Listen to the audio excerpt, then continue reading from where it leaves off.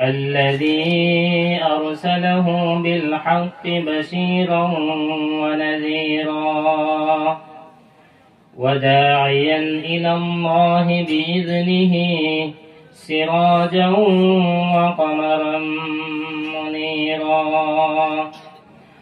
أما بعد فقد قال الله تبارك وتعالى في كلامه المجيد وفرقانه الحميد: أعوذ بالله من الشيطان الرجيم.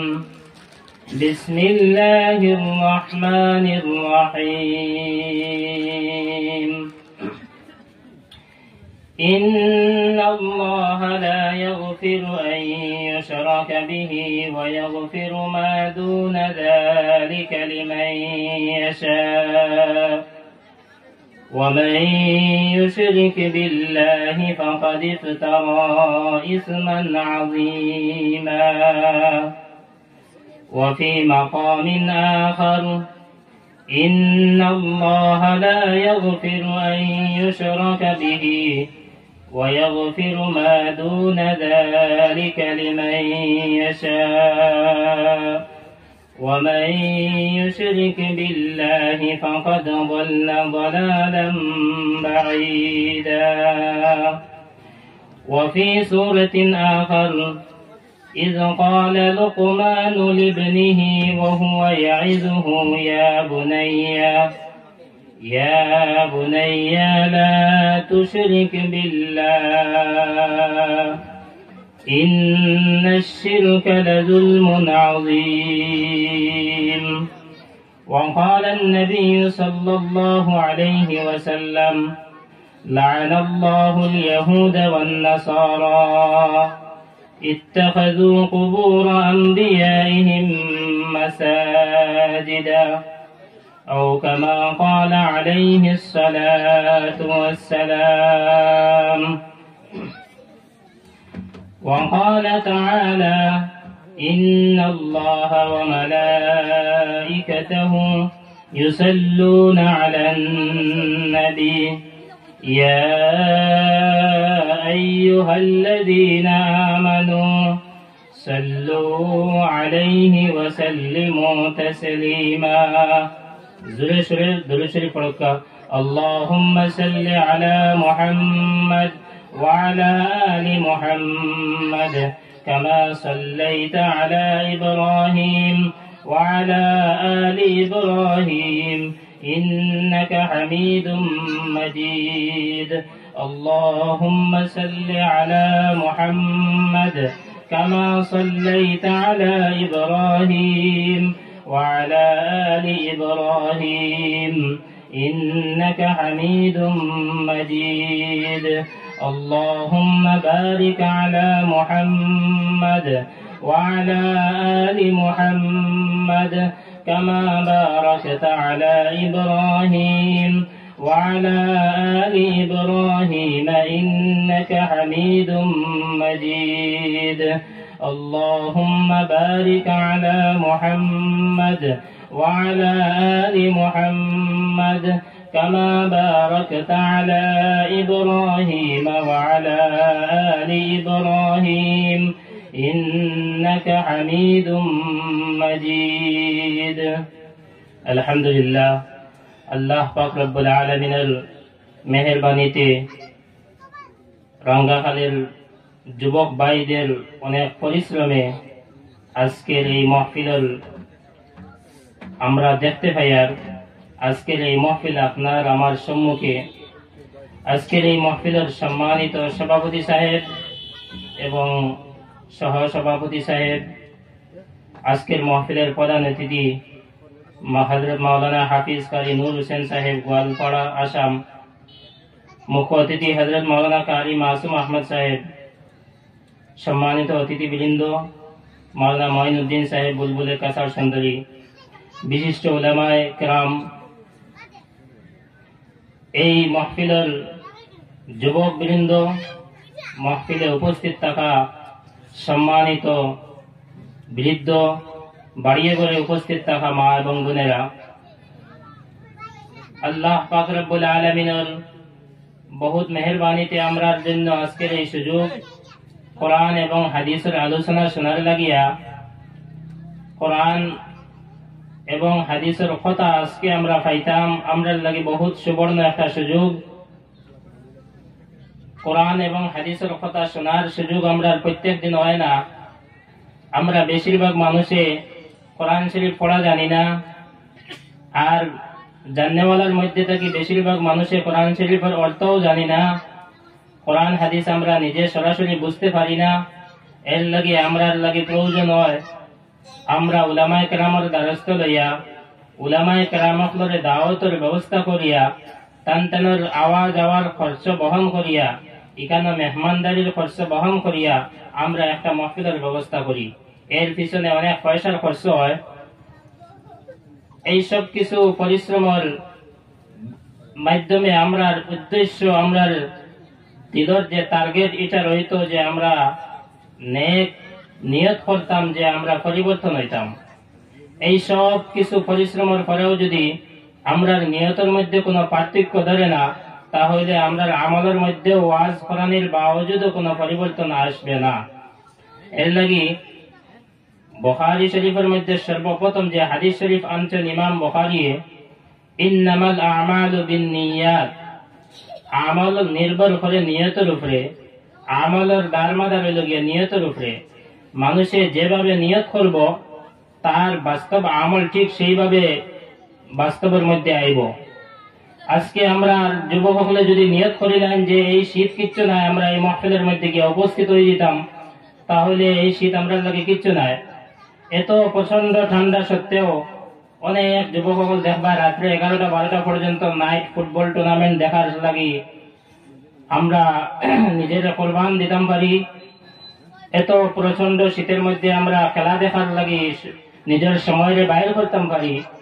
কিন্তু এই ওয়াজ মাহফিলের মধ্যে আইয়া আমরা যে বইতাম, ওয়াজ মাহফিল কোরআন এবং হাদিসের কথা শুনতাম, এটার লাগে আমরা নিয়ত নাই, গতিকে আমরা উপস্থিত আমরা লাগে কঠিন হয়ে যায়। এখনো পর্যন্ত যে সমস্ত যুবক ভাই সকল বাইরে আসেন, আমি প্রত্যেকের কাছে আবেদন করি আর আপনারা মজলিসের মধ্যে উপস্থিত হয়ে যাওকা। বাজারের মধ্যে অনর্থক সময় না কাটাইয়া, দোকানপাটের মধ্যে সময় ব্যয় না করিয়া মজলিসের মধ্যে আইয়া উপস্থিত হয়ে যাওকা। একটা কথা যদি শিখিয়ে যেতে পারেন, তাহলে আজকের এই রাঙ্গাখালের ওয়াজ মাহফিল আপনার লাগে ধন্য হইব। আমরা সবাই আইয়া উপস্থিত হয়ে যাই। আল্লাহ পাক রব্বুল আলামিনে আপনারে আমারে সৃষ্টি করছেন। আপনার আমার সৃষ্টির মধ্যে আপনার আমার ব্যক্তিগত কোনো শক্তি নাই। যা কিছু পাওয়ার, যা কিছু শক্তি, সবকিছু আল্লাহ পাক রব্বুল আলামিনের।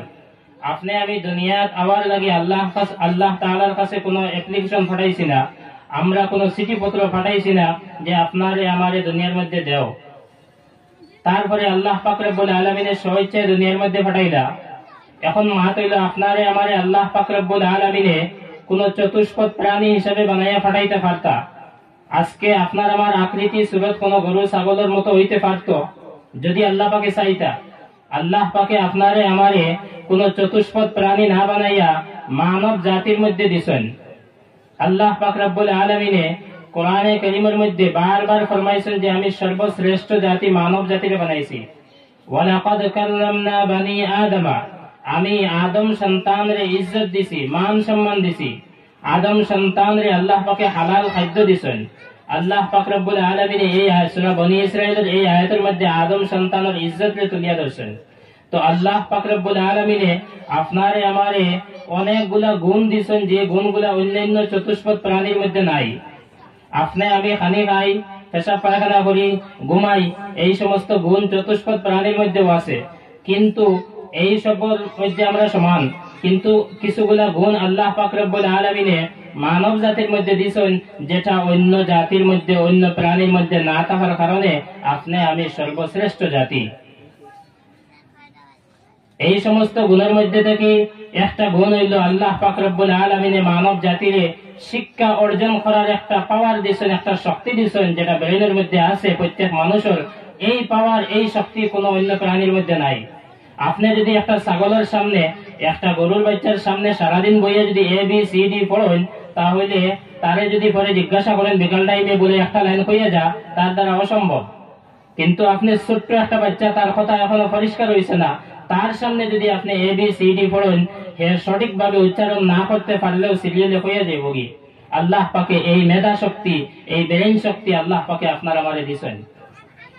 এই মেধা শক্তি দিয়ে আপনি আমি আপনার আমার চরিত্রে, আপনার আমার জীবনে চতুষ্পদ প্রাণীটাকে আলোক করতে লাগবো। আজকে আপনার আমার সমাজের যুবক ভাই হলে দাঁড়াইয়া পেশাব করেন। আল্লাহ পাক রব্বুল আলামিনে আপনার আমার মেধারে চতুষ্পদ প্রাণীর মেধা শক্তি থেকে আলোক করে দিয়েছেন। তো দাঁড়াইয়া পেশাব করাটা মানুষের স্বভাব হইতে পারে না, দাঁড়াইয়া পেশাব করাটা মানুষের চরিত্র হইতে পারে না, এটার লাগি চতুষ্পদ প্রাণী যথেষ্ট। এই যে একটা বুঝ শক্তি, এটা যদি আপনার আমার যুবকের ব্রেনের মধ্যে লইয়া চলে না, তাহলে এই আপনার আমার সমাজের যুবক সকল চতুষ্পদ প্রাণী তাকে নিজের পৃথক করতে পারতো না। এই বুঝ শক্তি আমরা দায়িত্ব, আমরা অভিভাবকের দায়িত্ব, আমরা তারা পৌঁছাইতাম। আল্লাহ পাক রব্বুল আলামিনে মানব জাতিরে যে বানাইলা, অন্যান্য চতুষ্পদ প্রাণী না বানাইয়া আপনারে আমারে মানুষ বানাইছেন। মানুষ বানানোর কারণে এই মজলিসে বয়ার সুযোগ হয়েছে। আপনারা এখন চাই যদি আজকে কোনো মেকুরের বাচ্চা বা কোনো একটা গরু ছাগলের বাচ্চা যদি এই মহফিলের মধ্যে আই যায়, তাহলে আমরা তাদের এখানে বলিবার সুযোগ করে দিবনি না, আমরা কোনো অন্য প্রাণীর এই মজলিসে বসার সুযোগ দিতাম না। কিতার লাগি এই সমস্ত কথারে গ্রহণ করার যোগ্যতা তার কাছে নাই। এই কথাটাকে আমল করার সলাহিয়ত, কুদরত, শক্তি আল্লাহ পাকে তারা দিছেন না, সে এটার উপযুক্ত নয়। এর লাগে এই মজলিসটাকে, এই প্যান্ডেলটাকে আমরা তারা বাইরে করে দিলাম। তো আমরার মর্যাদা, আমরা যে মানুষ, আল্লাহ পাকে আপনারে আমারে যে মানুষ বানাইছেন, এই কথার মান মর্যাদা আপনি আমি যদি বুঝি না, তাহলে আল্লাহ পাকে কিতার লাগে বানাইছেন, আমরার খাস কিতা, আমরার দায়িত্ব কিতা, এটা বুঝে আমরা লাগে ফটে নেব। আল্লাহ পাক রব্বুল আলামিনে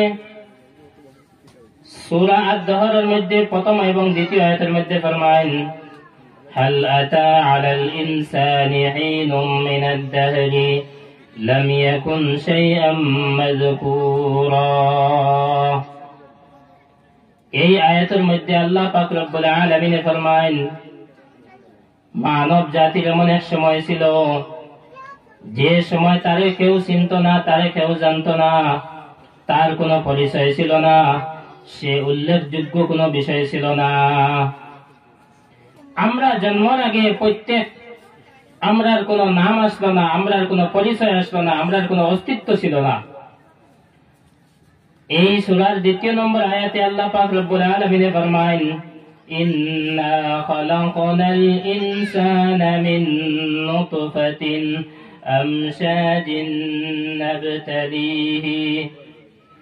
এই আয়াতের মধ্যে আল্লাহ পাক রব্বুল আলামিন ফরমায়েন, আমি মানুষ জাতকে সৃষ্টি করেছি স্বামী এবং স্ত্রীর মিলিত পানি থেকে। আল্লাহ পাক রব্বুল আলামিনে আপনার আমার সৃষ্টিরে এই আয়াতের মধ্যে তুলিয়া ধরিয়া কইতরা কেন বানাইলাম, নাবতালিহি, আমি তার পরীক্ষা নিতাম, তার পরীক্ষা নেওয়ার লাগে আমি সৃষ্টি করছি। আবার আল্লাহ পাক রব্বুল আলামিনে সূরাতুল মুলকের মধ্যে ফরমায়েন, আল্লাযী খালাকাল মাউতা ওয়াল হায়াতা লিয়াবলুয়াকুম আইয়ুকুম আহসানু আমালা। এই সূরার মধ্যে আল্লাহ পাক ফরমায়েন, আল্লাযী খালাকাল মাউতা ওয়াল হায়াতা, আমি মৃত্যু এবং হায়াতকে সৃষ্টি আমি করেছি, জিন্দেগি এবং মরণ দুইটাকে আমি সৃষ্টি করেছি।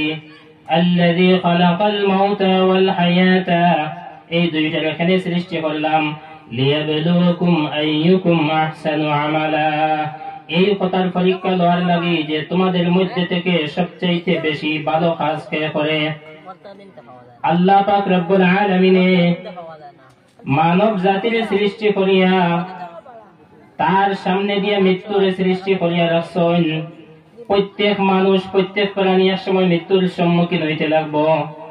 আল্লাহ তাআলা কোরআনে কারীমের অন্য সূরার মধ্যে ফরমায়েন, কুল্লু নাফসিন যায়িকাতুল মাউত, প্রত্যেক প্রাণী মৃত্যুর স্বাদ গ্রহণ করবে, প্রত্যেক প্রাণী মৃত্যুর স্বাদ গ্রহণ করবে। তো আপনার আমার মৃত্যু কোন সময় আসবে?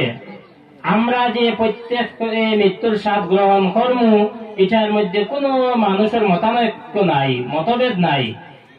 আপনি দুনিয়ার মধ্যে অনেক মানুষ দেখতে পাইবা যে মানুষে এক আল্লাহরে বিশ্বাস করে না, একজন নবীরে বিশ্বাস করে না, আসমানি কিতাবরে বিশ্বাস করে না, হাসর নসর ফুলসিরাত মিজান জান্নাত জাহান্নাম এই সমস্ত বিষয়ে বিশ্বাস করে না, এই সব বিষয়ে অস্বীকার করে নেওয়ালা অনেক মানুষ পাওয়া যায়। কিন্তু মৃত্যুরে বিশ্বাস করে না এমন কোন মানুষ এখন পর্যন্ত বাড়াইতে পারছে না। মৃত্যুরে অস্বীকার করে মারা যাইতাম না এখান কেউ বিশ্বাস করছে না, এরা মানুষ নাই। প্রত্যেকে বিশ্বাস করে, মুসলমান হোক চাহে অমুসলিম হোক, যে কোনো ধর্মের সাথে জড়িত হোক, প্রত্যেকে বিশ্বাস করে যে একদিন মারা যাইমু। প্রত্যেক মুসলমানের অন্তরের মধ্যে এই কথা আছে যে আমরা একদিন মারা যাইমু। কিন্তু কোন সময় মারা যাইমু? আল্লাহ পাক রব্বুল আলামিন ফরমায়েন, فَإِذَا جَاءَ أَجَلُهُمْ لَا يَسْتَأْخِرُونَ سَاعَةً وَلَا يَسْتَقْدِمُونَ فَإِذَا جَاءَ أَجَلُهُمْ যখন তাদের নির্দিষ্ট সময় এসে যাবে, فَلَا يَسْتَأْخِرُونَ سَاعَةً وَلَا يَسْتَقْدِمُونَ তখন এক সেকেন্ড পরিমাণ সামনে দিয়ে করা হবে না, আর এক সেকেন্ড পরিমাণ পিছন দিকেও নেওয়া হবে না। মৃত্যুর ঠিক নির্দিষ্ট সময় যখন আপনার আমার কাছে পৌঁছে যাবে, ওই সময় যদি আমরা এক সেকেন্ড সময় খুঁজি, মালাকুল মউত ফেরেশতার কাছে এক সেকেন্ড সময় দেওয়া হবে না। আর আপনার আমার হায়াত থাকা সত্ত্বে এক সেকেন্ড আগেও মালাকুল মউত ফেরেশতা আপনার আমার কাছে উপস্থিত হবেন না। তো আমরা ঠিক নির্দিষ্ট সময় এই দুনিয়া ছাড়িয়ে যেতে লাগবো। আল্লাহ পাক রব্বুল আলামিন মানব জাতির এই দুনিয়ার মধ্যে অনর্থক বানাইয়া পাঠাইছেন না। আল্লাহ পাকে কোরআনে কারীমের মধ্যে ঘোষণা করেছেন, আফাহাসিবতুম আন্নামা খালাকনাকুম আবাসা ওয়া আন্নাকুম ইলাইনা লা তুরজাউন। আফাহাসিবতুম আন্নামা খালাকনাকুম আবাসা, আল্লাহ পাকে এই আয়াতের মধ্যে ফরমাইতরা, তুমি তাই এই কথা মনে করনি যে আমি তোমাদেরকে অনর্থক ভাবে সৃষ্টি করেছি, তোমাদের সৃষ্টি করার পিছনে আমার কোনো রহস্য নাই, এই কথা কি তুমি তাই মনে করো? ওয়া আন্নাকুম ইলাইনা লা তুরজাউন, আর তুমি তাই এই কথা মনে করনি যে তুমি তাই আমার দিকে আবার ঘুরিয়া আওয়া লাগতো নাই। আমরার আকীদা, আমরার বিশ্বাস হইল আমরা ঘুরিয়া আল্লাহ পাক রব্বুল আলামিনের দিকে একসময় পৌঁছমু। ঠিক তদ্রূপ আল্লাহ পাক রব্বুল আলামিন যেমন মানবরে অনর্থক ভাবে সৃষ্টি করছেন না, ঠিক তদ্রূপ এই দুনিয়াটাও আল্লাহ পাক রব্বুল আলামিন অনর্থক ভাবে সৃষ্টি করছেন না। আল্লাহ পাক রব্বুল আলামিন ফরমান, মা খালাকনাস সামাওয়াতি ওয়াল আরদা ওয়া মা বাইনাহুমা ইল্লা বিল হাক্কি ওয়া আজালিম মুসাম্মা। এই আয়াতের মধ্যে আল্লাহ পাক রব্বুল আলামিন ফরমান, আসমান এবং জমিন আর আসমান এবং জমিনের মধ্যবর্তী যা কিছু আছে, এর মধ্যে থেকে আমি কোনো কিছুটাকে বেকার ভাবে অনর্থক ভাবে সৃষ্টি করি নাই। এটা সৃষ্টির পিছনে আমার কোনো কারণ আছে, আমার রহস্য আছে। আর এই রহস্য হইল ওয়া আজালিম মুসাম্মা, এটা নির্দিষ্ট একটা টাইম পর্যন্ত। আর ইল্লা বিল হাক্কি, এর পিছনে একটা কারণ আছে, এর পিছনে আল্লাহ পাকের কিছু উদ্দেশ্য আছে। কি উদ্দেশ্য? আল্লাহ পাক রব্বুল আলামিন অন্য সূরার মধ্যে ফরমান, ওয়া মা খালাকতুল জিন্না ওয়াল ইনসা ইল্লা লিয়াবুদুন। এই আয়াতের মধ্যে আল্লাহ পাক রব্বুল আলামিন ফরমান, আমি মানব এবং জিন জাতিকে একমাত্র আমার ইবাদতের উদ্দেশ্যে সৃষ্টি করেছি। দুই জাতির আল্লাহ পাক রব্বুল আলামিন ইবাদতের লাগি সৃষ্টি করেছেন, মানুষ জাতি আর জিন জাতি। এই জমিনের মধ্যে মানব জাতির সৃষ্টি করে ফাটাইবার আগে আল্লাহ পাক রব্বুল আলামিন জিন জাতিরে ফাটাইছিলা। জিন জাতি হলে জমিনের মধ্যে আইয়া ইবাদত করিয়া তারপরে তারার মধ্যেও ফিতনা ফসাদ দরবার দিয়ান লড়াই বিলাই মাইল ডাঙ্গা আরম্ভ হয়ে গেল। আল্লাহ পাকের ইচ্ছা হইলো জিন জাতিরে ধ্বংস করে দিতা, তো জিন জাতিরে ধ্বংস করা হয়ে গেছিল। কিন্তু বালা বালা জিন যারা এরারে ছাড়িয়া বাকি এরারে মারা হয়ে গেছে। বালা এরার মধ্যে থেকে আবার জন্ম বিস্তার করিয়া এখন আবার জিনের সংখ্যা বিপুল পরিমাণে হয়ে গেছে। তো আল্লাহ পাকে জিন জাতিরে আর মানব জাতিরে একমাত্র ইবাদতের উদ্দেশ্যে সৃষ্টি করছেন। এছাড়া আখিরাতের মধ্যে এই দুই জাতি ছাড়া আর কোন জাতির কোনো হিসাব নাই। এরা হিসাব নিকাশ ছাড়া বাকি প্রাণী, এই দুই প্রাণীর এই দুই জাতির হিসাব হবে। কিন্তু আখিরাতের মধ্যেও মানুষ ছাড়া অন্যান্য যে সমস্ত প্রাণী আছেন, চতুষ্পদ প্রাণী, তারার একটা বিষয়ের উপরে হিসাব হইব। এই বিষয়টা হইল গিয়া ইনসাফ আর জুলুম। কোন প্রাণী যদি দুনিয়ার থাকাকালীন অন্য কোন প্রাণীর উপরে আক্রমণ করে যেটা তার চাইতে দুর্বল ছিল, এই দুর্বল প্রাণী তার উপরে আক্রমণ করতে পারছে না শক্তিশালী না হওয়ার কারণে, হাসরের মাঠে এই দুই প্রাণীর বিচার হইব। যেটা শক্তিশালী ওটারে আল্লাহ পাক রব্বুল আলামিনে দুর্বল বানাইবা, যেটা দুর্বল আসলো দুনিয়ার থাকাকালীন ওটারে আল্লাহ পাকে শক্তিশালী বানাইয়া কইবা যা তোরে যে দুনিয়ার আক্রমণ করলো গুতাম আসলো ওটা এখন হুজাও গিয়া। কিতার লাগে এটা আল্লাহ পাক রব্বুল আলামিনে হাসরের মাঠ যে ইনসাফের একটা মাঠ হইব, ন্যায় বিচারের একটা মাঠ হইব, এই কথারে পুরাপুরি ভাবে কায়েম করার লাগি, প্রতিষ্ঠিত করার লাগি আল্লাহ পাকে চতুষ্পদ প্রাণীর মধ্যেও পর্যন্ত ইনসাফকে কায়েম করবা হাসরের মাঠ। তারপরে তারারে মাটি বানানো যাব। যখন অমুসলিমরা দেখবা যে সমস্ত প্রাণী তো এখন মাটি হয়ে গেছেন, তখন তারাও হইবা আর যেটা আল্লাহ পাকে কোরআনে কারিমের মধ্যে ফরমায়েন, وَيَقُولُ الْكَافِرُ يَا لَيْتَنِي كُنتُ تُرَابًا। এই সময় অবিশ্বাসী যারা, অমুসলিম যারা, তারা আফসোস করবা আর আফসোস করিয়া কইবা ইয়া লাইতানি কুনতু তুরাবা, হায় আফসোস আমরাও যদি আজকে মাটি হয়ে যেতাম। তারা আফসোস করবা যে হায় হায় সমস্ত গরু ছাগল মহিষ দেখলাম এখন প্রাণী হয়ে গেলা, আমরাও যদি তার সাথে মাটি হয়ে যেতাম তাহলে আমরা আর হিসাব নিকাশের সম্মুখীন করা লাগলো না হবে। কিন্তু তখন এটা হবে না। আল্লাহ পাক রব্বুল আলামিনে মানব জাতির অনর্থক ভাবে সৃষ্টি করছেন না, আর এই দুনিয়াটাও অনর্থক ভাবে সৃষ্টি করছেন না। আল্লাহ পাকে কোরআনে কারীমের মধ্যে ফরমায়েন ওয়া আন্নাস সাআতা লাতিয়াতুন, নিশ্চয় কিয়ামত আনেওয়ালা, নিশ্চয় এক টাইমে কিয়ামত সংগঠিত হইব। এইটা আল্লাহ পাক রব্বুল আলামিনের চূড়ান্ত একটা সিদ্ধান্ত। আপনার আমার বিশ্বাস হইল যে যেভাবে মানুষের সময় গিয়ে শেষ, তার হায়াতে জিন্দগি শেষ হয়ে যায়, এই দুনিয়াটা কি তার বিদায় লইয়া যাওয়া লাগে, ঠিক তদ্রূপ এই সমস্ত পৃথিবী, সমস্ত দুনিয়া, সূর্য চন্দ্র নক্ষত্র যা কিছু আছে, পাহাড় পর্বত নদী নালা বড় বড় সাগর, সব কিছু এক সময় শেষ হয়ে যাব। আল্লাহ পাক রব্বুল আলামিনের আদেশে ভূমিকম্পের মাধ্যমে আল্লাহ পাকে সবরে ধ্বংস করিয়া হাসরের মাঠে কায়েম করবা। আল্লাহ পাক রব্বুল আলামিনে দুনিয়ার জমিনের মধ্যে মানব জাতি সৃষ্টি করার পরে মানব জাতির উপরে কিছুগুলা আল্লাহ পাকে বিধান দিয়া দিছেন। কিছুগুলা বিধান আছে আদেশ, আবার কিছুগুলা বিধান আছে নিষেধ। আদেশ যেমন বন্দার লাগি মানা জরুরি, ঠিক তদ্রূপ নিষেধ থেকে বিরত থাকাও জরুরি। আল্লাহ পাক রব্বুল আলামিনে মানব জাতির এই আদেশ আর নিষেধরে বুঝানির লাগিয়া, আর এই আদেশ আর নিষেধরে সঠিকভাবে পালন করার লাগিয়া আল্লাহ পাক রব্বুল আলামিনে ও যুগে যুগে অসংখ্য নবী হল পাঠাইছেন। যে নবী হল দুনিয়ার মধ্যে আয়া মানুষরে বুঝাইছেন তারা কিভাবে আল্লাহর হুকুমরে পালন করত আর কিভাবে আল্লাহর নিষেধ থেকে তারা বিরত থাকত।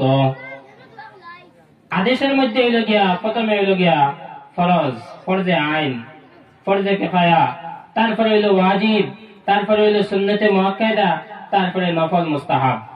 এইগুলা হইল আদেশের মধ্যে থাকিয়া। নিষেধের মধ্যে সবচাইতে টপ লেভেল যেটা, সবচেয়ে বড় নিষিদ্ধ যেটা, এটা হইল শিরিক। শিরিক নিষেধের মধ্যে সবচাইতে টপ লেভেল, সবচাইতে উপরে যেটা, এটা হইল শিরিক। শিরিক কি জিনিস, কোন গুনার নাম শিরিক, কোন পাপের নাম শিরিক, এটা আমরা জানা একান্ত জরুরি। আল্লাহ পাক রব্বুল আলামিনে যত নবী হল পাঠাইছেন জমিনের মধ্যে, যত রাসূল হল জমিনের মধ্যে পাঠাইছেন, তারা প্রত্যেক জমিনের মধ্যে আয়া মানব জাতির একমাত্র শিরিক থেকে বিরত করছেন। শিরিক থেকে মানুষের বাঁচাইয়া তাওহীদের উপরে নিয়ে আনার চেষ্টা করছেন। শিরিকের বিপক্ষে হইল তাওহীদ, তাওহীদের বিপরীত হইল শিরিক। তাওহীদ আর শিরিক দুইটা এক জায়গা হয় না। তাওহীদ কি জিনিস আর শিরিক কি জিনিস সামান্য আলোচনার মাধ্যমে বোঝানোর চেষ্টা করব। তাওহীদ হইল এক আল্লাহ, আল্লাহকে এক জানার কথা, আল্লাহ একজন। এই যে আল্লাহ একজন, এই কথার ব্যাখ্যা, এই কথার তাফসীর, এই কথার বিশ্লেষণের অনেক প্রয়োজন আছে। আর কোন কোন জিনিসটা কি বাঁচতে লাগবে নতুবা শিরিক হয়ে যায়, এটাও আমরা লাগি জানা একান্ত জরুরি। আমরা সবাই মক্তবের মধ্যে যখন কালিমা পড়ি, আমরা প্রত্যেক মুসলমানের শিক্ষার আরম্ভণী হয় এখান থেকে, লা ইলাহা ইল্লাল্লাহু মুহাম্মাদুর রাসূলুল্লাহ। প্রত্যেক মুসলমানের শিক্ষার আরম্ভণী এই কালিমা থেকে আরম্ভ করা হয়। এই কালিমা হইল তাওহীদ আর শিরকের মাঝখানের একটা গেট। শিরিক আর তাওহীদের মাঝখানের একটা পার্থক্য। এই কালিমার মাধ্যমে একজন মানুষ তাওহীদ আর শিরিক দুইটার মধ্যে পার্থক্য করতে পারে। আমরা তাওহীদের উপরে অটল অবিচল থাকতে হইলে আমরা শিরিকের প্রতি সামান্য জ্ঞান রাখতে লাগবো। তাওহীদ ডুবিয়া না মরার লাগি সাঁতার শিখতে লাগবো। ডুবিয়া না মরার লাগি সাঁতার শিখতে লাগবো। একজনে হয় আমি ডুবিয়া মরতাম না আর সাঁতারও শিখতাম না, এটা হইতে পারে না। কোন সময় হে পানি পড়বো ডুবিয়া মরে যাবো, হেও হইতে পারতো না। তো ডুবিয়া না মরার লাগি সাঁতার শিখা জরুরি। ঠিক তদ্রুপ আমরা শিরিকের মধ্যে লিপ্ত না হওয়ার লাগি আমরা শিরিক সম্পর্কে জানাও জরুরি, তাওহীদের বিষয়ে জানা জরুরি। শিরিক এমন একটা পাপ, এমন একটা গুনাহ, এত বড় একটা গুনাহ, যে গুনাহ যদি কোনো মানুষের জরিমানার মধ্যে তাকিয়া করে তাহলে আল্লাহ পাক রব্বুল আলামিন সূরাতুন নিসার 2 জায়গার মধ্যে ঘোষণা করেছেন, আমি শিরিককারীরে মাফ করব না, অংশীদার সাব্যস্তকারীরে আমি কখনো ক্ষমা করব না। অংশীদার সাব্যস্ত করা আল্লাহ তাআলার সাথে যদি কেউ করে তাহলে আল্লাহ পাকে সূরাতুন নিসার 48 এবং 116 নম্বর আয়াতের মধ্যে ফরমায়, আমি কখনো ক্ষমা করব না। আল্লাহ পাক রব্বুল আলামিন সূরাতুন নিসার 48 নম্বর আয়াতের মধ্যে ফরমায়, ইন্নাল্লাহা লা ইয়াগফিরু আন ইউশরাকা বিহি ওয়া ইয়াগফিরু মা দুনা যালিকা লিমান ইয়াশা ওয়া মান ইউশরিক বিল্লাহি ফাকাদ ইফতারা ইসমান আযীমা।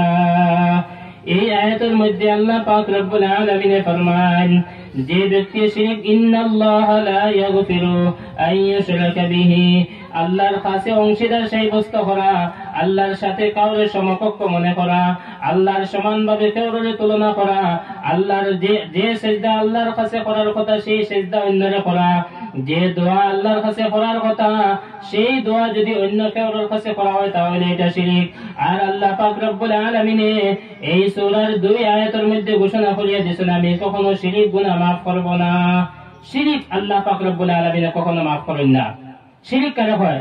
শিরক হয় আল্লাহ পাক রব্বুল আলামিনের ব্যক্তিত্ব, আল্লাহ পাক রব্বুল আলামিনের অস্তিত্বের মধ্যে কাউরে অংশীদার সাব্যস্ত করা। শিরক শব্দের বাংলা হলো গিয়া অংশীদার, অন্যরে শরীক করা, অন্যরে অংশীদার বানানি। আল্লাহ পাক রব্বুল আলামিনের ব্যক্তিত্বের মধ্যে অংশীদার সাব্যস্ত করলে শিরক হয়। আল্লাহ পাক রব্বুল আলামিনের ইবাদতের মধ্যে অন্যরে অংশীদার সাব্যস্ত করলে শিরক হয়। যে দোয়া আল্লাহ তাআলার কাছে করার কথা সেই দোয়া অন্য কোনো ব্যক্তির কাছে করলেও শিরক হয়। আল্লাহ পাক রব্বুল আলামিনের ব্যক্তিত্বের মধ্যে শিরক। বর্তমান যুগের যারা ইহুদি আছেন তারা হযরতে উযাইর আলাইহিস সালাতু ওয়াস সালাম রে আল্লাহর বেটা বানাইয়া আল্লাহর ব্যক্তিত্ব অস্তিত্বের মধ্যে শরীক করেছেন, অংশীদার সাব্যস্ত করেছেন।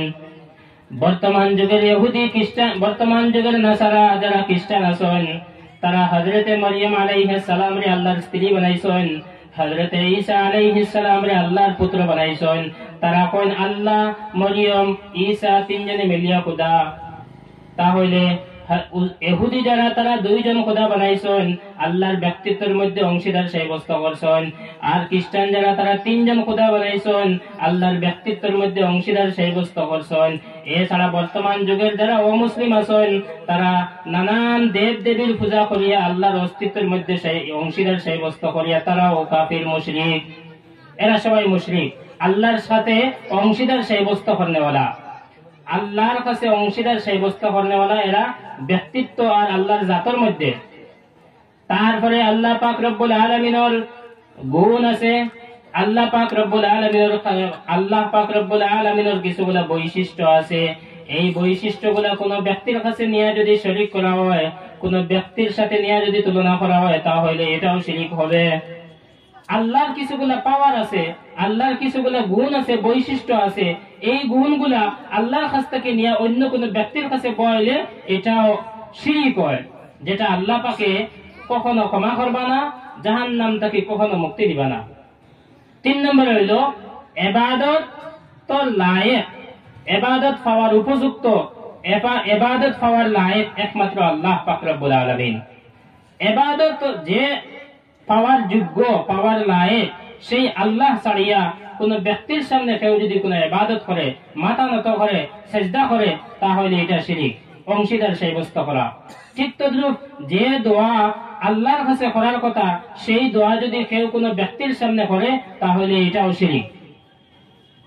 যেমন আল্লাহ পাক রব্বুল আলামিনের গুণের মধ্যে থেকে, বৈশিষ্ট্যের মধ্যে থেকে একটা বৈশিষ্ট্য হইল আল্লাহ পাক রব্বুল আলামিন তান পাওয়ার দিয়া, তান শক্তি দিয়া, তাই সব সময় সব জায়গার মধ্যে উপস্থিত থাকতে পারেন।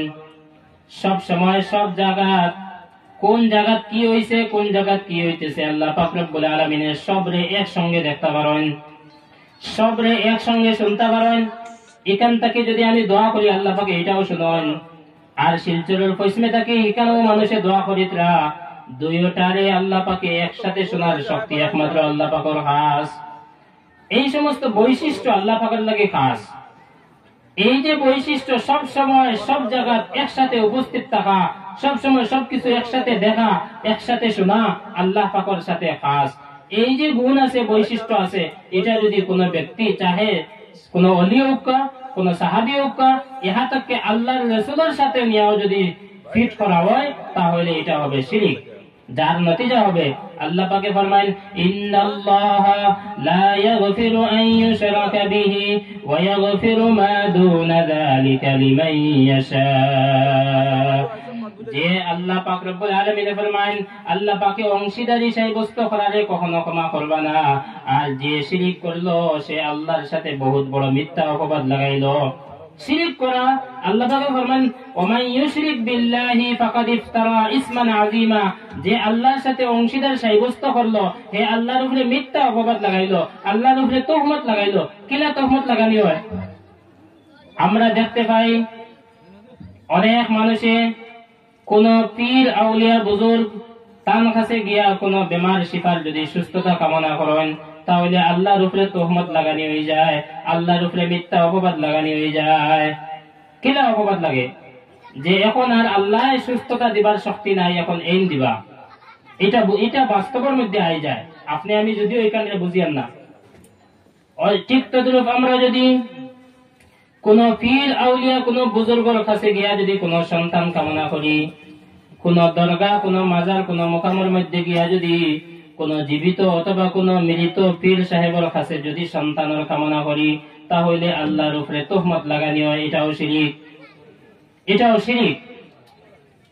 ঠিক তদ্রূপ যে মাতা একমাত্র আল্লাহ পাক রব্বুল আলামিনের কাছে নত করার কথা, একমাত্র আল্লাহ পাক রব্বুল আলামিনের সামনে নত হওয়ার যে মাতা, সেই মাতা মুবারকরে যদি অন্য কোন ব্যক্তির সামনে নত করা হয় তাহলে এটাও শিরিক, এটাও মহা বড় পাপ। তাম নবী হলে শিরিকের বিপক্ষে দাওয়াতের কাজ করছেন, মানুষের তাওহীদ বুঝাইছেন। আজকে আমরা চতুর্দিকে শিরিক আর বেদাতের মধ্যে লিপ্ত। আল্লাহ পাক রব্বুল আলামিনে সূরাতুল মাইদা এই সূরার 72 নম্বর আয়াতের মধ্যে আল্লাহ পাক ফরমায়েন ইন্নাহু মান ইউশরিক বিল্লাহি ফাকাদ হারামাল্লাহু আলাইহিল জান্নাহ ওয়া মাওয়াহুন নার। সূরাতুল মাইদার 72 নম্বর আয়াতের মধ্যে আল্লাহ পাক ফরমায়েন যে আল্লাহর সাথে অংশীদার সাব্যস্ত করলো, আল্লাহর সাথে শিরিক করলো, আল্লাহর সিজদা করার কথা অন্যরে সিজদা করলো, আল্লাহর কাছে দোয়া করার কথা এই দোয়া অন্য কোন ব্যক্তির সাথে করলো, অথবা আল্লাহর ব্যক্তিত্ব অস্তিত্বের সাথে যে ব্যক্তি শরীক করলো, অংশীদার সাব্যস্ত করলো, আল্লাহ পাক রব্বুল আলামিনে এই আয়াতের মধ্যে কোরআন শরীফের সূরাতুল মাইদার 72 নম্বর আয়াতের মধ্যে আল্লাহ পাকে ঘোষণা করেন আমি ওই ব্যক্তিরে কখনো ক্ষমা করব না, ওয়া মাওয়াহুন নার, আর তার স্থায়ী ঠিকানা হইল জাহান্নাম। জোরে পড়ো নাউযু বিল্লাহ, আরো জোরে পড়ো নাউযু বিল্লাহ। শিরিক পাপর সবচেয়ে বড় দুইটা ভয়াবহতা, একটা হইল আল্লাহ পাকে তারে কখনো ক্ষমা করতা না, তার প্রতি কখনো রাজি হইতা না। 2 নম্বর হইল তারে কখনো জাহান্নাম থেকে মুক্তি দিতা না। বুঝা গেছে? কমপক্ষে এই কথাটা জানিয়ে যায় যে শিরিক নামে একটা পাপ আছে, এটা করলে আল্লাহ পাকে কোরআন 2 জায়গায় সূরা নিসার 48 আর 116 নম্বর আয়াত কইছেন শিরিককারীরে তাই ক্ষমা করতা না, আর সূরা মাইদার 72 নম্বর আয়াত কইছেন তার স্থায়ী ঠিকানা জাহান্নাম। কমপক্ষে আমরা এই দুইটা কথা জানি, তারপরে আমরা দিলের মধ্যে উৎসাহ জাগিব কোন কোন কাম করলে শিরিক হয়, এটা আমরা জানা, আমরা দিলের মধ্যে উৎসাহ জাগিব। কিতার লাগে এই কথা হইয়ার আল্লাহ পাক রব্বুল আলামিনের নিজাম, আল্লাহ পাক রব্বুল আলামিনের রাসূল হইল গিয়া আহলুস সুন্নতি ওয়াল জামাআতের আকীদা বিশ্বাস হইল গিয়া একজন মানুষে যদি কবিরা গুনাহ করে, হারাম কোনো কাজ করে, আর এই কাজ করিয়া যদি তওবা করে না, তওবা করার আগে যদি সে মারা যায়, তাহলে আল্লাহ পাক রব্বুল আলামিনে তানর দয়া তানর মায়া দিয়া চাইলে তারে জান্নাতের মধ্যে দিতে পারেন, আর না হয় তার ওই পাপর পরিমাণে শাস্তি দিয়া তারে জান্নাতের মধ্যে দিবা। বুঝা গেছে নি? শিরিক আর অন্য গুনার মধ্যে পার্থক্য বুঝতে হইলে আমার কথারে খেয়াল দিবা। একজন মানুষে মদ খাইছে, চুরি করছে, ডাকাতি করছে, জিনা করছে, গিবত করছে, অন্যের উপরে তহমত লাগাইছে, এটা সারা কবিরা গুনাহ হারাম, কিন্তু হে করে লইছে, করিয়া তওবা করতে পারছে না, মরি গেছে। তো আল্লাহ পাকে চাইলে তানোর দয়া তানোর অনুগ্রহ দিয়া তারে মায়া করিয়া আযাব না দিয়া তারে জান্নাত দিলেইতে পারেন। ই পাওয়ার আল্লাহর কাছে আছে একটা। 2 নম্বর পজিশন যেটা এটা হইল তার ই পাপর পরিমাণে শাস্তি দিয়া তারে জান্নাত দিবা একবার। 2টা অপশন। কিন্তু শিরিককারী যে আল্লাহর সাথে অংশীদার সাব্যস্ত করব, আল্লাহর সাথে অন্যরে আনিয়া তুলনা করব, আল্লাহর সমকক্ষ কেউরে হে চেহারাইব, বাস্তবের মধ্যে হে মিলাইব, তখন আল্লাহ পাক কখনো তার উপরে সন্তুষ্ট হইতা না, আর কোন সময় তারে জাহান্নাম থেকে মুক্তি দিতা না। তাহলে কি বোঝা গেল? মুসলমানের ঘরে তাকিয়া, মুসলমানের ঘরে জন্ম নিয়া, মুসলমানের সাথে নামাজ পড়িয়া, মুসলমানের সাথে রোজা রাখিয়া, মুসলমানের সাথে সবকিছু করিয়াও যদি তাই শিরিক করেন, তাহলে চিরস্থায়ী জাহান্নামী হইব। কত বড় ভয়াবহ এক পাপ! তামাম আম্বিয়ায় প্রথম যে দাওয়াতের কাজ আরম্ভ করছেন এটা হইল তাওহীদ, এক আল্লাহ, অন্য কেউ নাই। আর আপনার আমার শিক্ষার আরম্ভে যে কলিমা দিয়া আরম্ভ করা হয়, এটার অর্থ হইল লা ইলাহা ইল্লাল্লাহ, আল্লাহ ব্যতীত কোনো মাবুদ নাই, আল্লাহ ব্যতীত কোনো উপাস্য নাই, ইবাদত পাওয়ার যোগ্য, ইবাদত পাওয়ার লায়েক আর কেউ নাই। এটার অর্থ শুধু ইনা সীমাবদ্ধ নাই, এটার অর্থ হয়ে দাঁড়াইব বেমার থেকে সুস্থ দেওয়ার মালিক আল্লাহ, সন্তান দেওয়ার মালিক আল্লাহ, সুখ দেওয়ার মালিক আল্লাহ, দরিদ্রতার মধ্যে রাখার মালিক আল্লাহ, পরিশানি দেওয়ার মালিক আল্লাহ, পরিশানি থেকে মুক্তি দেওয়ার মালিক আল্লাহ, ধন দৌলত দেওয়ার মালিক আল্লাহ, ধন দৌলত থেকে সিনাইয়া নিয়া ফকির বানাইবার মালিক আল্লাহ, বাদশাহ বানানেওয়ালা জাত আল্লাহ, ফকির বানানেওয়ালা জাত আল্লাহ, বাদশাহরে ফকির বানাইতে পারেন এই জাত আল্লাহ, ফকির দে চাইলে বাদশাহ বানাইতে পারেন এই জাত আল্লাহ, ইজ্জত দেনেওয়ালা জাত আল্লাহ, বেইজ্জত করনেওয়ালা জাত আল্লাহ, সব কিছুর মালিক আল্লাহ, সন্তান দেনেওয়ালা জাত আল্লাহ, নির্বংশ রাখনেওয়ালা জাত আল্লাহ, চাইলে ছেলে দিতে পারেন এই জাত আল্লাহ, চাইলে মেয়ে দিতে পারেন এই জাত আল্লাহ, চাইলে ছেলেও দিতা না মেয়েও দিতা না, নির্বংশ বানাই রাখবা এই জাত আল্লাহ, চাইলে ছেলেও দিবা মেয়েও দিবা, সবকিছু দিয়া তারে রাখবা। এই সব কিছু হইল লা ইলাহা ইল্লাল্লাহর অর্থের ভিতরে। লা ইলাহা এর অর্থ হইল কেউ নাই, তার বাদে বুঝানি হয়েছে একজন আছেন, অর্থাৎ আল্লাহ ব্যতীত আর কেউ যে নাই ওটারে প্রথমে বুঝানি হয়েছে। প্রথমে তোমার দিলরে পরিষ্কার করতে লাগবো, কোনো কিছু থেকে কোনো কিছু হয় না, কেউ থেকে কিচ্ছু হয় না, একমাত্র আল্লাহ। তো লা ইলাহা, কোনো মাবুদ নাই, রিজিক দেনেওয়ালা কোনো জাত নাই, বিমার থেকে সুস্থ করনেওয়ালা কোনো জাত নাই, হায়াত দেনেওয়ালা কোনো জাত নাই, মৌত দেনেওয়ালা কোনো জাত নাই, একমাত্র আল্লাহ। সবকিছুর নফি, তারপরে এটারে মুসবত করা হয়েছে যে তারপরে লই আল্লাহ, কোনো কিছু নাই। কিন্তু আপনার আমার অজান্তে, আপনার আমার কাছ থেকে অনেক শিরিকর, অনেক বড় বড় পাপর, এটা আমরা জানা দরকার। আমরা শিরিক থেকে বাঁচিতাম, শিরিক বহুত বড় গুনাহ। হযরতে লুকমান হাকিম আলাইহিস সালাম আমরা অনেকে জানি, অনেকে চিনি, আমরাও তানোর নাম শুনছি, তানোর পরিচয় আছে। আমরা নবীর আগের যুগের এক ব্যক্তি ছিলা, তিনি নবী কি নবী না এই কথার মধ্যে মতানৈক্য আছে, পার্থক্য আছে, তবে তিনি একজন জ্ঞানী ব্যক্তি ছিলা। হযরত লুকমান হাকিম আলাইহিস সালামে তানোর ছেলেরে কিছুগুলা সুন্দর সুন্দর নসিহত করছলা, কিছুগুলা উপদেশ দিছলা। আল্লাহ পাক রব্বুল আলামিনে হযরত লুকমান হাকিম আলাইহিস সালামের সুন্দর সুন্দর নসিহত গুলারে কোরআনের মধ্যে তুলিয়া ধরছেন। এই নসিহতের মধ্যে থাকে একটা নসিহত হইল সূরাতুল লুকমান। সূরা লুকমানের 13 নম্বর আয়াতের মধ্যে আল্লাহ পাক ফরমায়েন, ইয ক্বালা লুকমানু লিবনিহি ওয়া হুয়া ইয়াইযুহু ইয়া বুনাইয়া লা তুশরিক বিল্লাহ ইন্নাশ শিরকা লাযুলমুন আযীম। সূরা লুকমানের 13 নম্বর আয়াতে আল্লাহ পাক ফরমায়েন, হযরত লুকমানে যখন তার সন্তানরে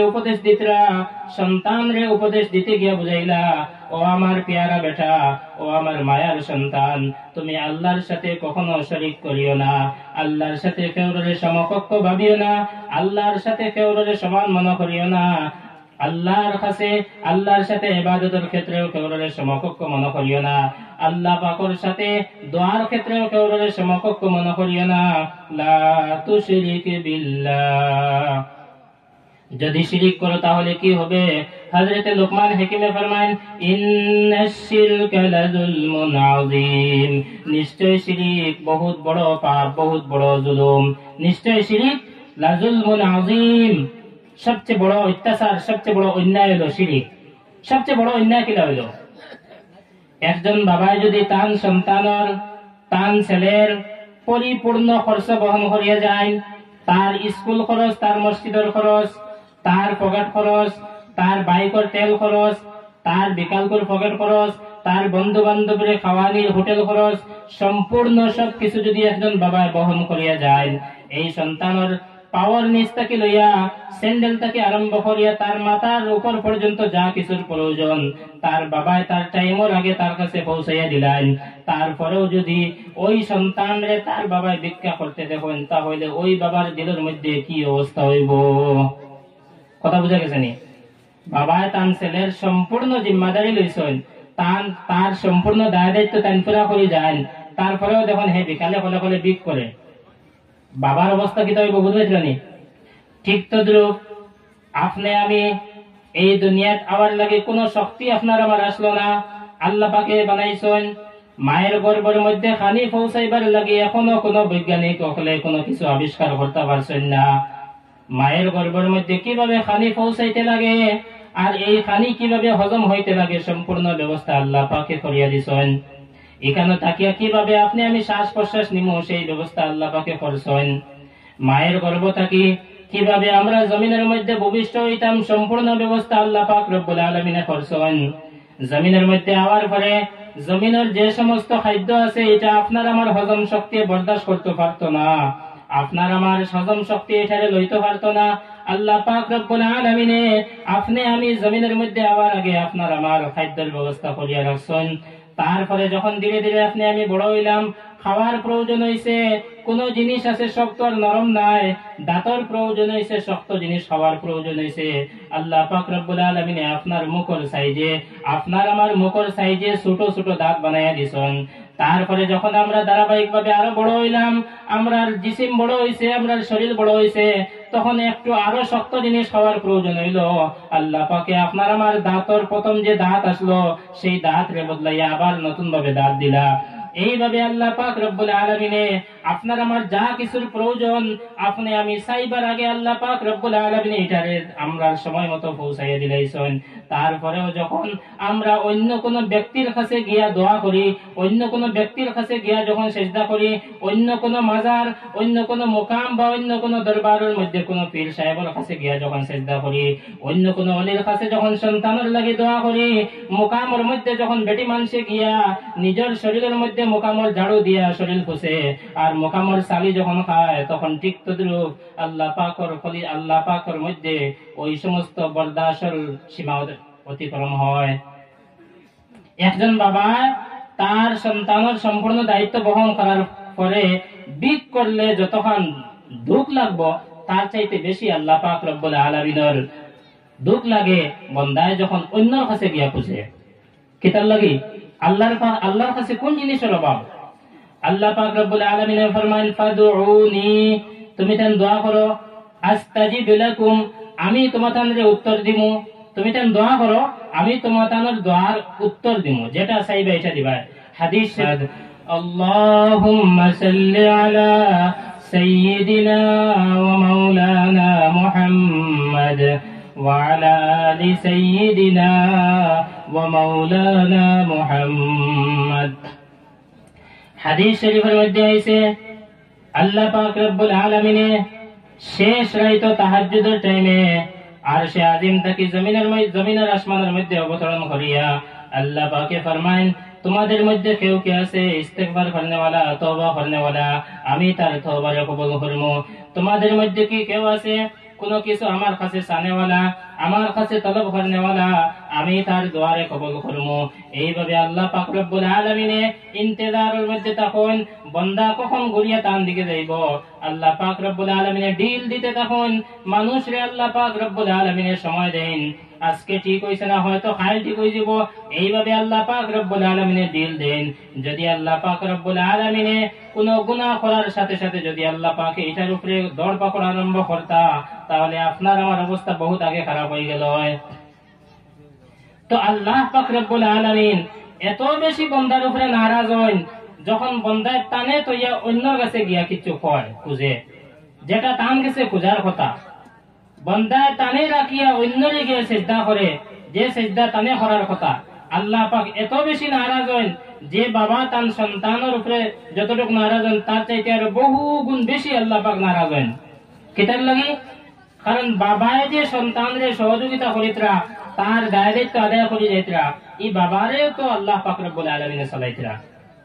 তো যে আল্লাহ পাক রব্বুল আলামিনে কেউর কাছ থেকে কোনো সহযোগিতা নিতে লাগে না, কেউর কাছ থেকে কোনো সহযোগিতার প্রয়োজন হয় না, সেই মহান রব্বুল আলামিন ছাড়িয়া আমরা এমন জায়গার মধ্যে গিয়া কিচ্ছু চাই যাইন আরেকজনের লাগি টেকাত, আল্লাহ পাকের লাগি টেকাত, আল্লাহ রাসূলের সুপারিশের লাগি টেকাত। এই কথা আমরা খুব বেশি গুরুত্ব দেওয়ার দরকার। আমরা চতুর্দিকে শিরিক আর বেদাত ভরপুর আছে, শিরিক আর বেদাত আমরা বুঝি না, শিরিক বেদাত কি জিনিস আমরা জানি না, বুঝি না। আল্লাহ পাক রব্বুল আলামিনে সূরা বনী ইসরাঈলের 22 এবং 39 নম্বর আয়াতের মধ্যে ফরমায়, ওয়ালা তাজআল মা'আল্লাহি ইলাহান আখার ফাতাকউদ মালুমান মাখযুলা। ওয়ালা তাজআল মা'আল্লাহি ইলাহান আখার, আল্লাহর সাথে অন্য কোন ব্যক্তির ইবাদতের মধ্যে সাব্যস্ত করিও না, অন্য কোন মাবুদ বানাইও না। যদি করো, যদি বানাও, তাহলে কি হইবা? ফাতাকউদ মালুমান মাখযুলা, নিন্দিত নিপীড়িত হইয়া তুমি লাঞ্ছিত আর বঞ্চিত হইয়া শেষ ঠিকানা জাহান্নাম হইব। তো আমরার ধারণা, আমরার আকীদা এক আল্লাহর প্রতি রইত। আল্লাহ পাক রব্বুল আলামিনে সূরাতুল ইখলাস, যেটা আমরা কুল হুয়াল্লাহ হিসাবে জানি, এই সূরার মধ্যে আল্লাহ পাক রব্বুল আলামিন তাওহীদের খুব সুন্দরভাবে তুলিয়া ধরছেন। এই সূরাটা অবতীর্ণ হয়েছে যখন तमाम আরব তথা तमाम দুনিয়ার মানুষ অনেক ইবাদতের মধ্যে লিপ্ত, অনেক দেবদেবীর পূজার মধ্যে লিপ্ত। ঠিক সেই যুগে, ঠিক সেই সময়ে যখন আল্লাহর রাসূলে এক আল্লাহর দাওয়াত দেওয়া আরম্ভ করলা, তখন তারা নানান দিক ভাবে আল্লাহর রাসূলের উপরে নির্যাতন করছেন। আর ওই সমস্ত সাহাবা যারা আল্লাহর রাসূলের সাথে প্রথমে দিন কবুল করলা, তার উপরে তারা নানান ভাবে নির্যাতন করছেন। এই সত্ত্বেও যখন আল্লাহর রাসূলের কোনোভাবে থামাইল যায় না, এই কম সংখ্যক সাহাবা যারার উপরে এত বেশি নির্যাতন করার পরেও তারা থামিয়া তখন না, তারা শুধুমাত্র ইসলামের সংখ্যারে বাড়াইতে আসেন। তখন এক টাইমে তারার মধ্যে থাকি বড় বড় লিডার যারা, এরা পাঠাইলা আল্লাহর রাসূলের কাছে যে যাও তোমরা মুহাম্মদের কাছে যাও, মুহাম্মদে যে কাজ আরম্ভ করলা তাই এই কাজ দিয়ে কি বুঝাইতে চান, তার উদ্দেশ্য কিতা, তাই কিতা চান, তানে জিগাও গিয়া। মোহাম্মদে যদি চাইন তাই আরবের বাদশাহী লাগে তাহলে আমরা তাহলে বাদশাহ হিসেবে মানিয়ে নিলাম। মোহাম্মদে যদি চাইন আরবের মধ্যে সবচাইতে ধনী ব্যক্তি তাইন হইতে তাহলে আমরা তানে ধনী হিসাবে বানিয়ে দিলাম। আর মোহাম্মদে যদি চাইন এই আরবের সবচেয়ে সুন্দরী নারীর প্রয়োজন তাহলে আমরা এই ব্যবস্থাও করিয়া তানে দিব। এই প্রস্তাব গিয়া তারা হযরতে আবু তালিবের কাছে জানাইলা।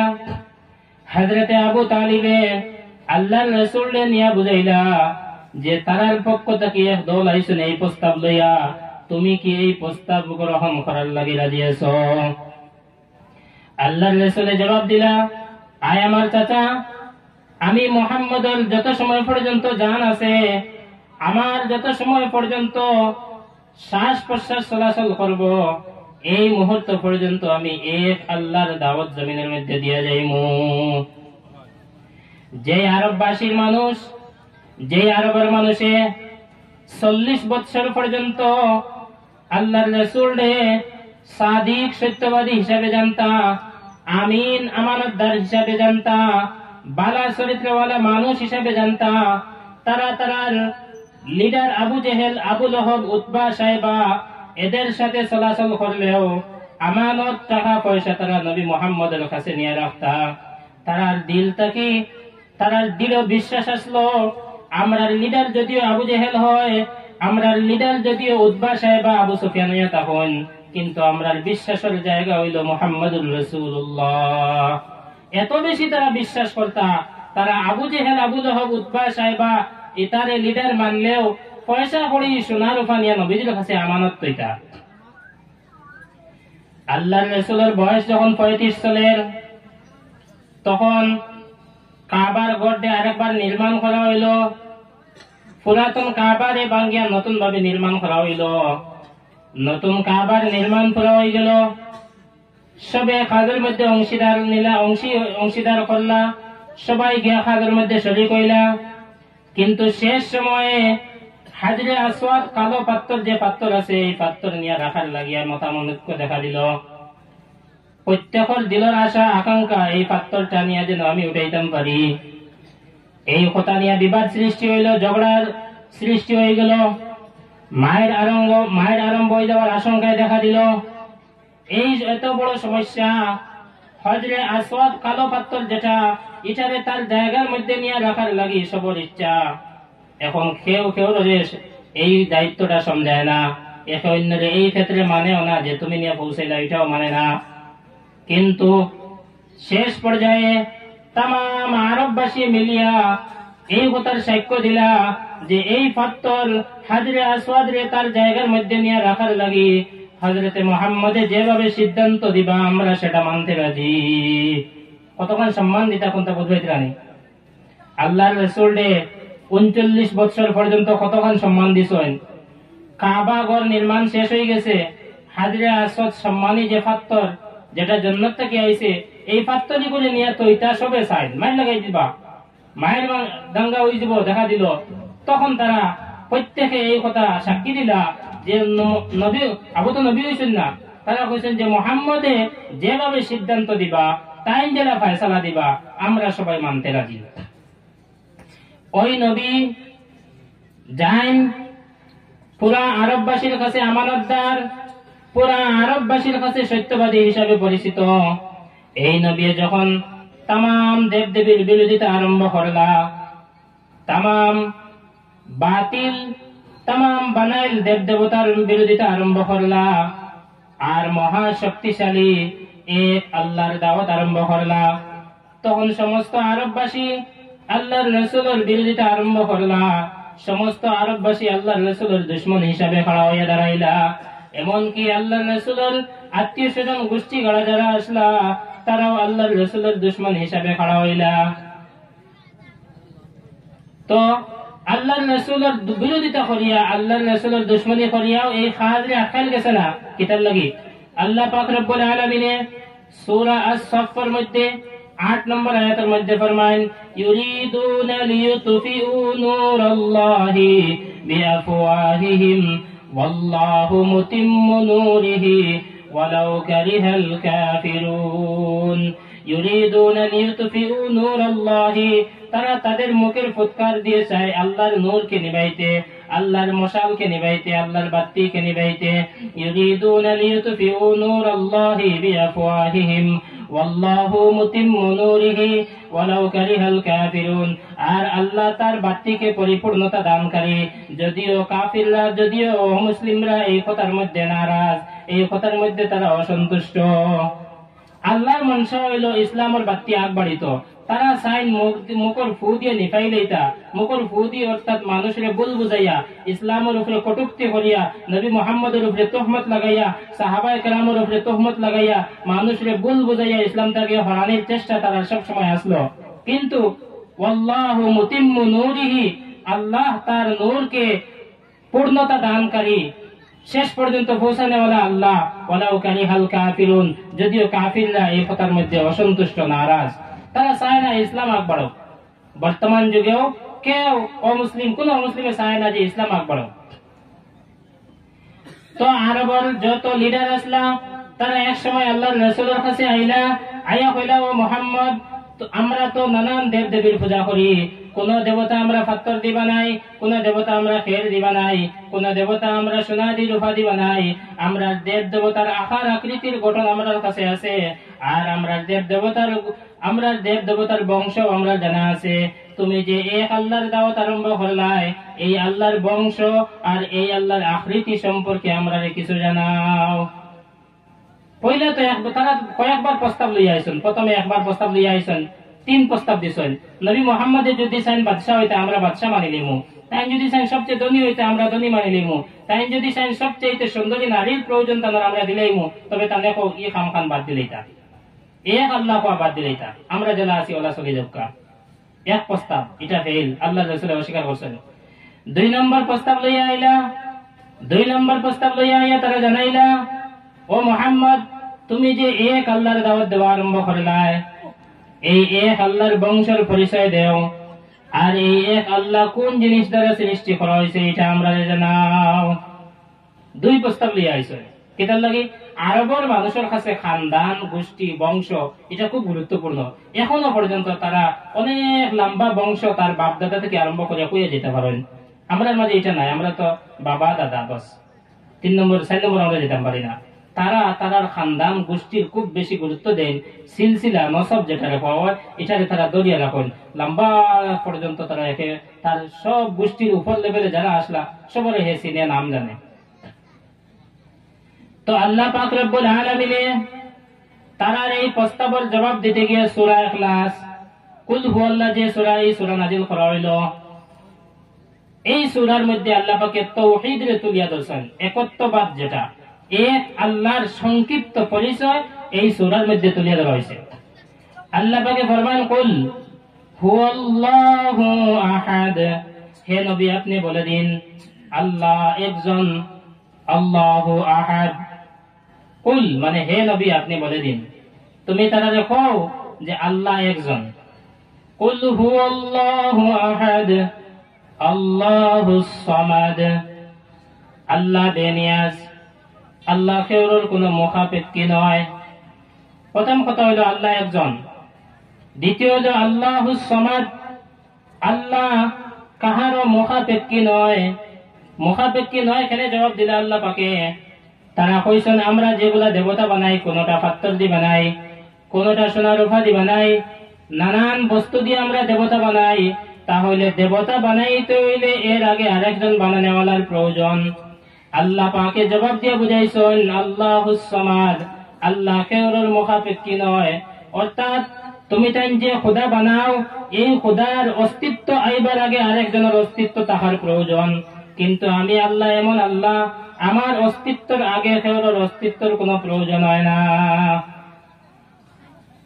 আল্লাহ পাকে বুঝাইছেন তোমরা যেটা দেবতা বানাও, বুত পরশ বানাও, খোদা বানাও, এটার উজুদ, এটা অস্তিত্বের মধ্যে আইবার আগে আরেকজন বানানোওয়ালার প্রয়োজন। তার অর্থ কিটা?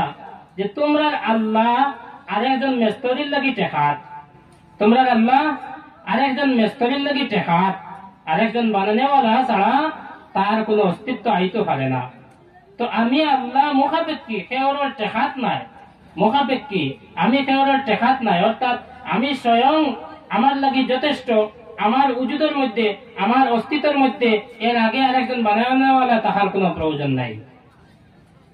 কুল হুয়াল্লাহু আহাদ আল্লাহুস সামাদ। তার প্রথম এক প্রশ্ন জবাব গেছে কি? প্রথম এক প্রশ্ন ছিল যে আল্লাহর বানানোওয়ালাকে, তানোর আকৃতি কিলা, কিতার জিনিস, তাই কোন জিনিস দিয়ে বানানো হয়েছে? এটার জবাব হইল আল্লাহুস সামাদ, আল্লাহ কেউর মুখাপেক্ষী নয়।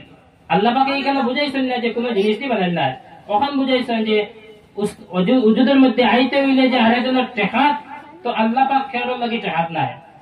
তার দ্বিতীয় প্রশ্ন ছিল তোমার আল্লাহর বংশ কি, তোমার আল্লাহর সিলসিলা কি, তোমার আল্লাহর নসব কি?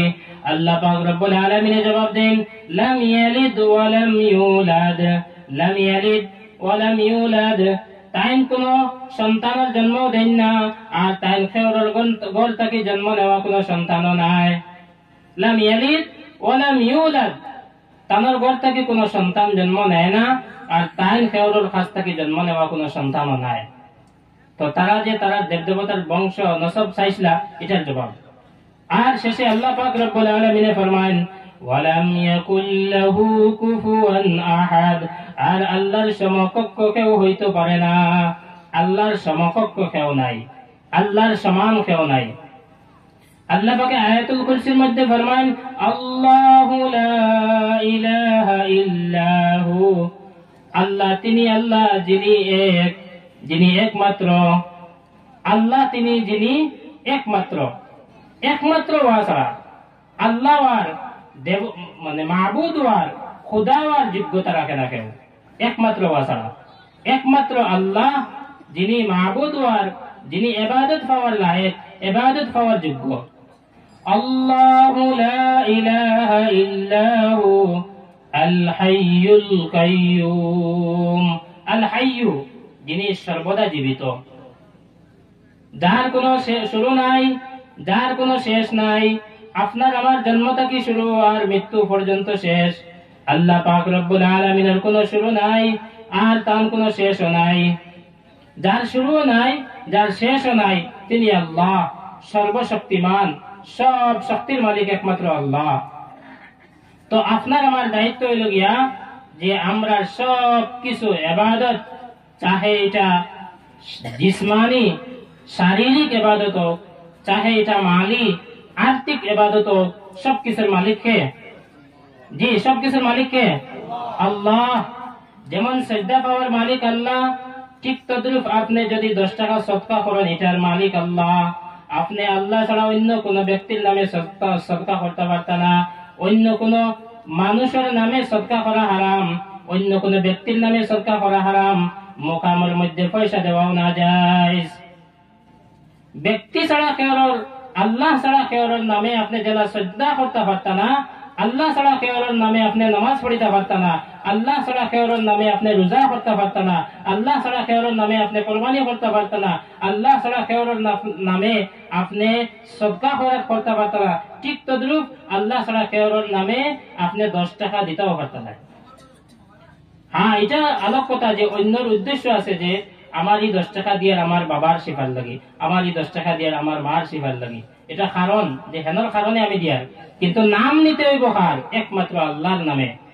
একমাত্র আল্লাহর নামে আমরা ইবাদত, সম্পূর্ণ ইবাদত, চাহে এটা শারীরিক ইবাদত হোক, চাহে এটা আর্থিক ইবাদত হোক, সবকিছু একমাত্র আল্লাহর নামে।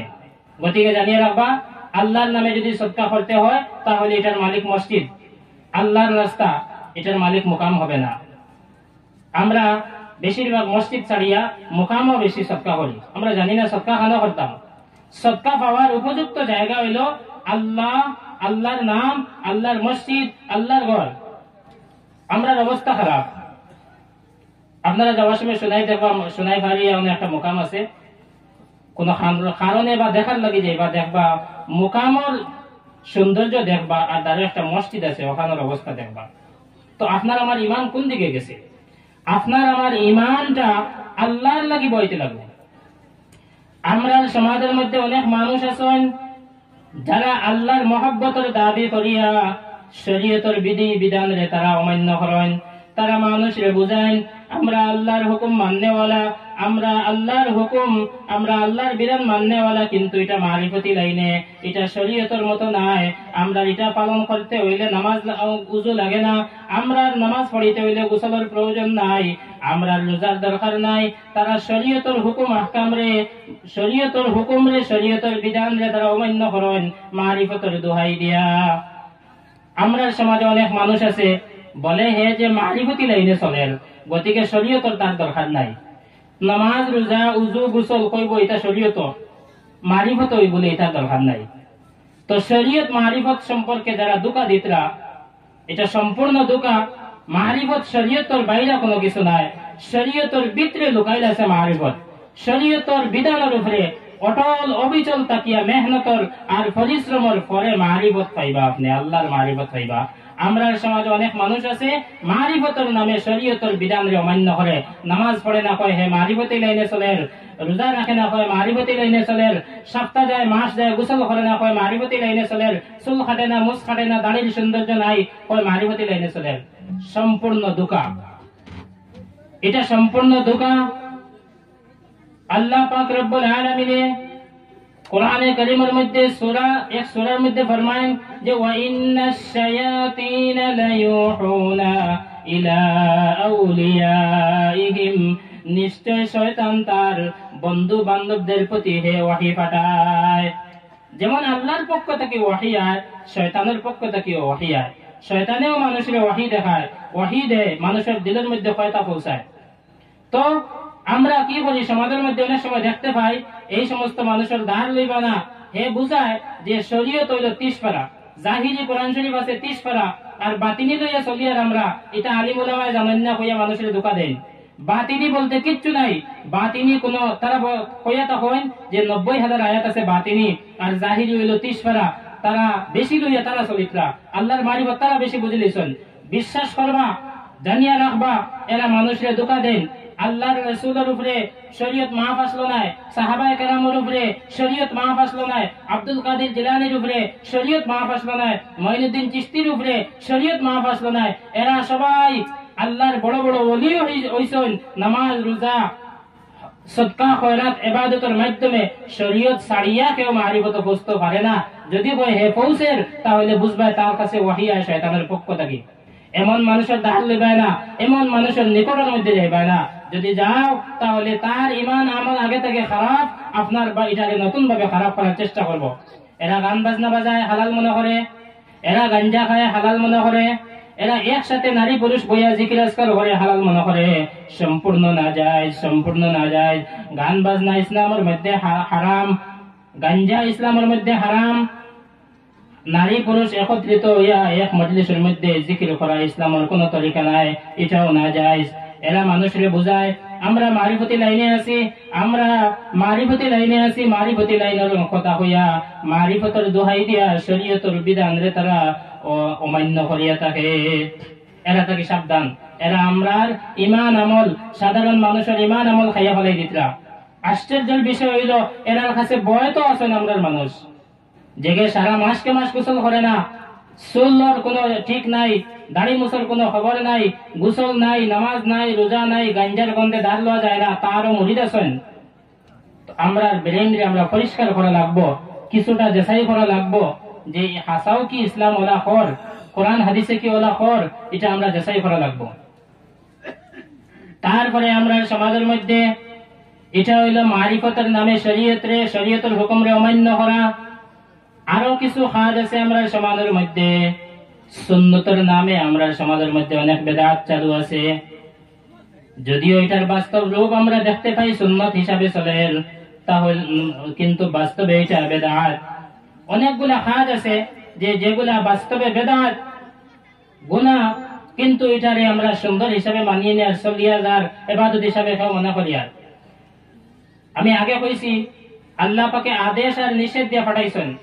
আদেশের মধ্যে হইল ফরজে আইন, ফরজে কিফায়া, ওয়াজিব, সুন্নতে মুআক্কাদা, সুন্নতে গैर মুআক্কাদা, নফল, মুস্তাহাব। নিষেধের মধ্যে হইল সবচেয়ে পয়লা যেটা, এটা হইল শিরক। এতক্ষণ পর্যন্ত শিরক সম্পর্কে আলোচনা করছি। আমি আশা করছি আপনারা সামান্য শিরক সম্পর্কে বুঝতে পারলাম। দ্বিতীয় নম্বর যেটা, এটা হইলো বেদাত, তারপরে হইলো কবিরা হারাম, তারপরে হইলো মাকরুহ তাহরিমি, তারপরে হইলো মাকরুহ। তো শিরক যেটা, এটার ভয়াবহতা আপনারা বুঝতে পারছেন যে আল্লাহ পাক কখনো তার উপরে সন্তুষ্ট হবে না, আর এই ব্যক্তিরা কখনো জাহান্নাম থেকে মুক্তি দিবে না। আর বেদাত যেটা, বেদাতের ভয়াবহতা হইল এই ব্যক্তি কখনো তওবা নসিব হইব না তার উপরে, আর আখিরাতে নবীজির সুপারিশ পাইত না। যে মানুষে বেদাত করব, বেদাত নামে গুনাহ করব, কখনো তওবা তার উপরে নসিব হইত না, আর আখিরাতে আল্লাহর রাসূলের সুপারিশ পাইত না। হাদিসের কিতাবের মধ্যে একটা হাদিস এসেছে, আল্লাহর রাসূল সাল্লাল্লাহু আলাইহি ওয়াসাল্লাম ফরমায়েন, হাশরের মাঠের মধ্যে সূর্যের আলো অতিরিক্ত তাপওয়ালা হওয়ার কারণে, মানুষের সংখ্যা বিপুল পরিমাণে হওয়ার কারণে, নিচে যেগুলা আছে মাটি না হইয়া তামা হওয়ার কারণে মানুষ পরিশান অবস্থায় ঘোরাঘুরি করবা, পরিশান অবস্থায় মানুষ পরিশান হইয়া চতুর্দিকে ঘোরাঘুরি করবা। সেই সময় আমি হাউজে কাউসারের মধ্যে গিয়া আমার উম্মতরে আমি হাউজে কাউসারের পানি পান করাইমু। যে হাউজে কাউসারের পানি হইল দুধ থাকি সাদা আর মধু থাকি মিষ্টি হবে, আর এই হাউজে কাউসারের পেয়ালা গুলা হীরা মণি মুক্তা দিয়া বানাইতে থাকবো। এই হাউজে কাউসারের পানি আমি নবী মুহাম্মদুর রাসূলুল্লাহর হাত দিয়ে পান করানোর পরে কোন ব্যক্তি যখন হাউজে কাউসারের পানি পান করে লইব, জান্নাত যাওয়ার আগ পর্যন্ত তার আর পিপাসা লাগতো না। এটা হলো হাউজে কাউসারের পানি। তারপরে আল্লাহর রাসূল এই হাদিসের মধ্যে ফরমান, একদল মানুষ আমার দিকে তারা আইবা, তারা আমারে চিন পাইবা, তারা আমারে চিন পাইবা আমি নবী বলিয়া, আর আমিও তারার পরিচয় পাইমু তারা আমার উম্মত বলিয়া। তারা যখন আমার নিকট হয়ে যাইবা, তখন তারা আর আমার মাঝখানের মধ্যে একটা গেট, একটা বাউন্ডারি বহানি হয়ে যাইব, যার কারণে তারা আমার কাছে আইয়া হাউজে কাউসারের পানি পান করতে পারত না। সাহাবায়ে কেরাম যারা আল্লাহর রাসূলের সাথে আসলা, তারা বড় আশ্চর্য হইয়া দুঃখজনক হইয়া জিগাইলা, ইয়া রাসূলুল্লাহ, এই আপনার উম্মত হইবানি? আল্লাহর রাসূলে ফরমাইলা, জি হ্যাঁ, এরা আমার উম্মতের মধ্যে থেকে এক দল হইবা। তো সাহাবায়ে কেরামে জিজ্ঞাসা করলা, ইয়া রাসূলুল্লাহ, এরারে আপনার হাউজে কাউসার থেকে বঞ্চিত করার কারণ কি? আল্লাহর রাসূলে ফরমায়, এরা আমি মারা যাওয়ার পরে, আমি দুনিয়া থেকে বিদায় নেওয়ার পরে এরা জমিনের মধ্যে নতুন নতুন ইবাদত আবিষ্কার করছেন। জমিনের মধ্যে নতুন ইবাদত আবিষ্কার করা, এখন কইতে পারেন আমরা আবার ইবাদত আবিষ্কার করবো নি? ইবাদত তো আল্লাহ আল্লাহর রাসূলে যা দিয়া গেছেন তাও, হ্যাঁ এটা তো বাস্তব, আল্লাহ আল্লাহর রাসূলে যা দিয়েছেন তা ইবাদত, নতুন কিছু কেউ বানাইবার যোগ্যতা নাই, ক্ষমতা নাই। কিন্তু তা সত্ত্বেও আমরা সমাজের মধ্যে অনেক ইবাদত আছে যেটা আমরা ইবাদত হিসাবে পালন করি, আর এটা কিন্তু বেদাত। বেদাত হইল গুনার কাজ, যদিও দেখা যায় এটা ইবাদত। এই ইবাদতের গুনাহ বুঝা বহুত কঠিন জিনিস, কারণ দুশ্মনে যদি দুশ্মনীর রূপ ধরিয়া দুশ্মনী করে তাহলে দুশ্মন হিসাবে বোঝা যায়, কিন্তু দুশ্মনে যদি বন্ধুর রূপ ধরিয়া দুশ্মনী করে তার দুশ্মনী থেকে বাঁচা কঠিন জিনিস। তো গুনাহ যদি গুনাহ হয় তাহলে বুঝা সোজা, মদ খাওয়া গুনাহ, অন্যের গীবত করা গুনাহ, নানান গুনাহ আমরা বুঝতে সোজা। কিন্তু নেকির রূপ ধরিয়া, ইবাদতের রূপ ধারণ করিয়া, সওয়াবের রূপ ধারণ করিয়া যদি ইবাদত গুনাহ হয় তাহলে এটাকে গুনাহ বুঝা বহুত কঠিন জিনিস। এটার নাম হলো বেদাত। বেদাত এমন একটা গুনাহ যেটা আল্লাহর রাসূলে এত বেশি এটারে ঘৃণা করেন, সাহাবায়ে কেরামে এত বেশি বেদাতরে ঘৃণা করেন। আল্লাহর রাসূলে ফরমান, ইয়াকুম ওয়া মুহদাসাতিল উমুর ফাইন্না কুল্লা মুহদাসাতিন বিদআ ওয়া কুল্লা বিদআতিন দালালা। আল্লাহর রাসূল সাল্লাল্লাহু আলাইহি ওয়াসাল্লাম ফরমান, ইয়াকুম ওয়া মুহদাসাতিল উমুর, তুমি তাই নতুন নতুন ইবাদত আবিষ্কার করা থাকি বাঁচিয়া থাকো। ফাইন্না কুল্লা মুহদাসাতিন বিদআ, কারণ প্রত্যেক নতুন ইবাদত বিদআত, ওয়া কুল্লা বিদআতিন দালালা, আর প্রত্যেক বিদআত হইল গুমরাহির মধ্যে নিয়ে যাওয়ার লাগি যথেষ্ট। আল্লাহর রাসূল কইন তুমি তাই নতুন নতুন ইবাদত আবিষ্কার করা থাকি বাঁচো, কারণ প্রত্যেক নতুন ইবাদত হইল বেদাত, আর বেদাত হইল গুমরাহির সবব, মানুষের পথভ্রষ্টতার মধ্যে লইয়া যায় বেদাতে। কারণ বেদাত যদি কেউ করে তাহলে আল্লাহর এক কোরআনের এক আয়াতকে অস্বীকার করা হয়ে যায়, আল্লাহর রাসূলের হাদিসকে অস্বীকার করা হয়ে যায়। কিভাবে?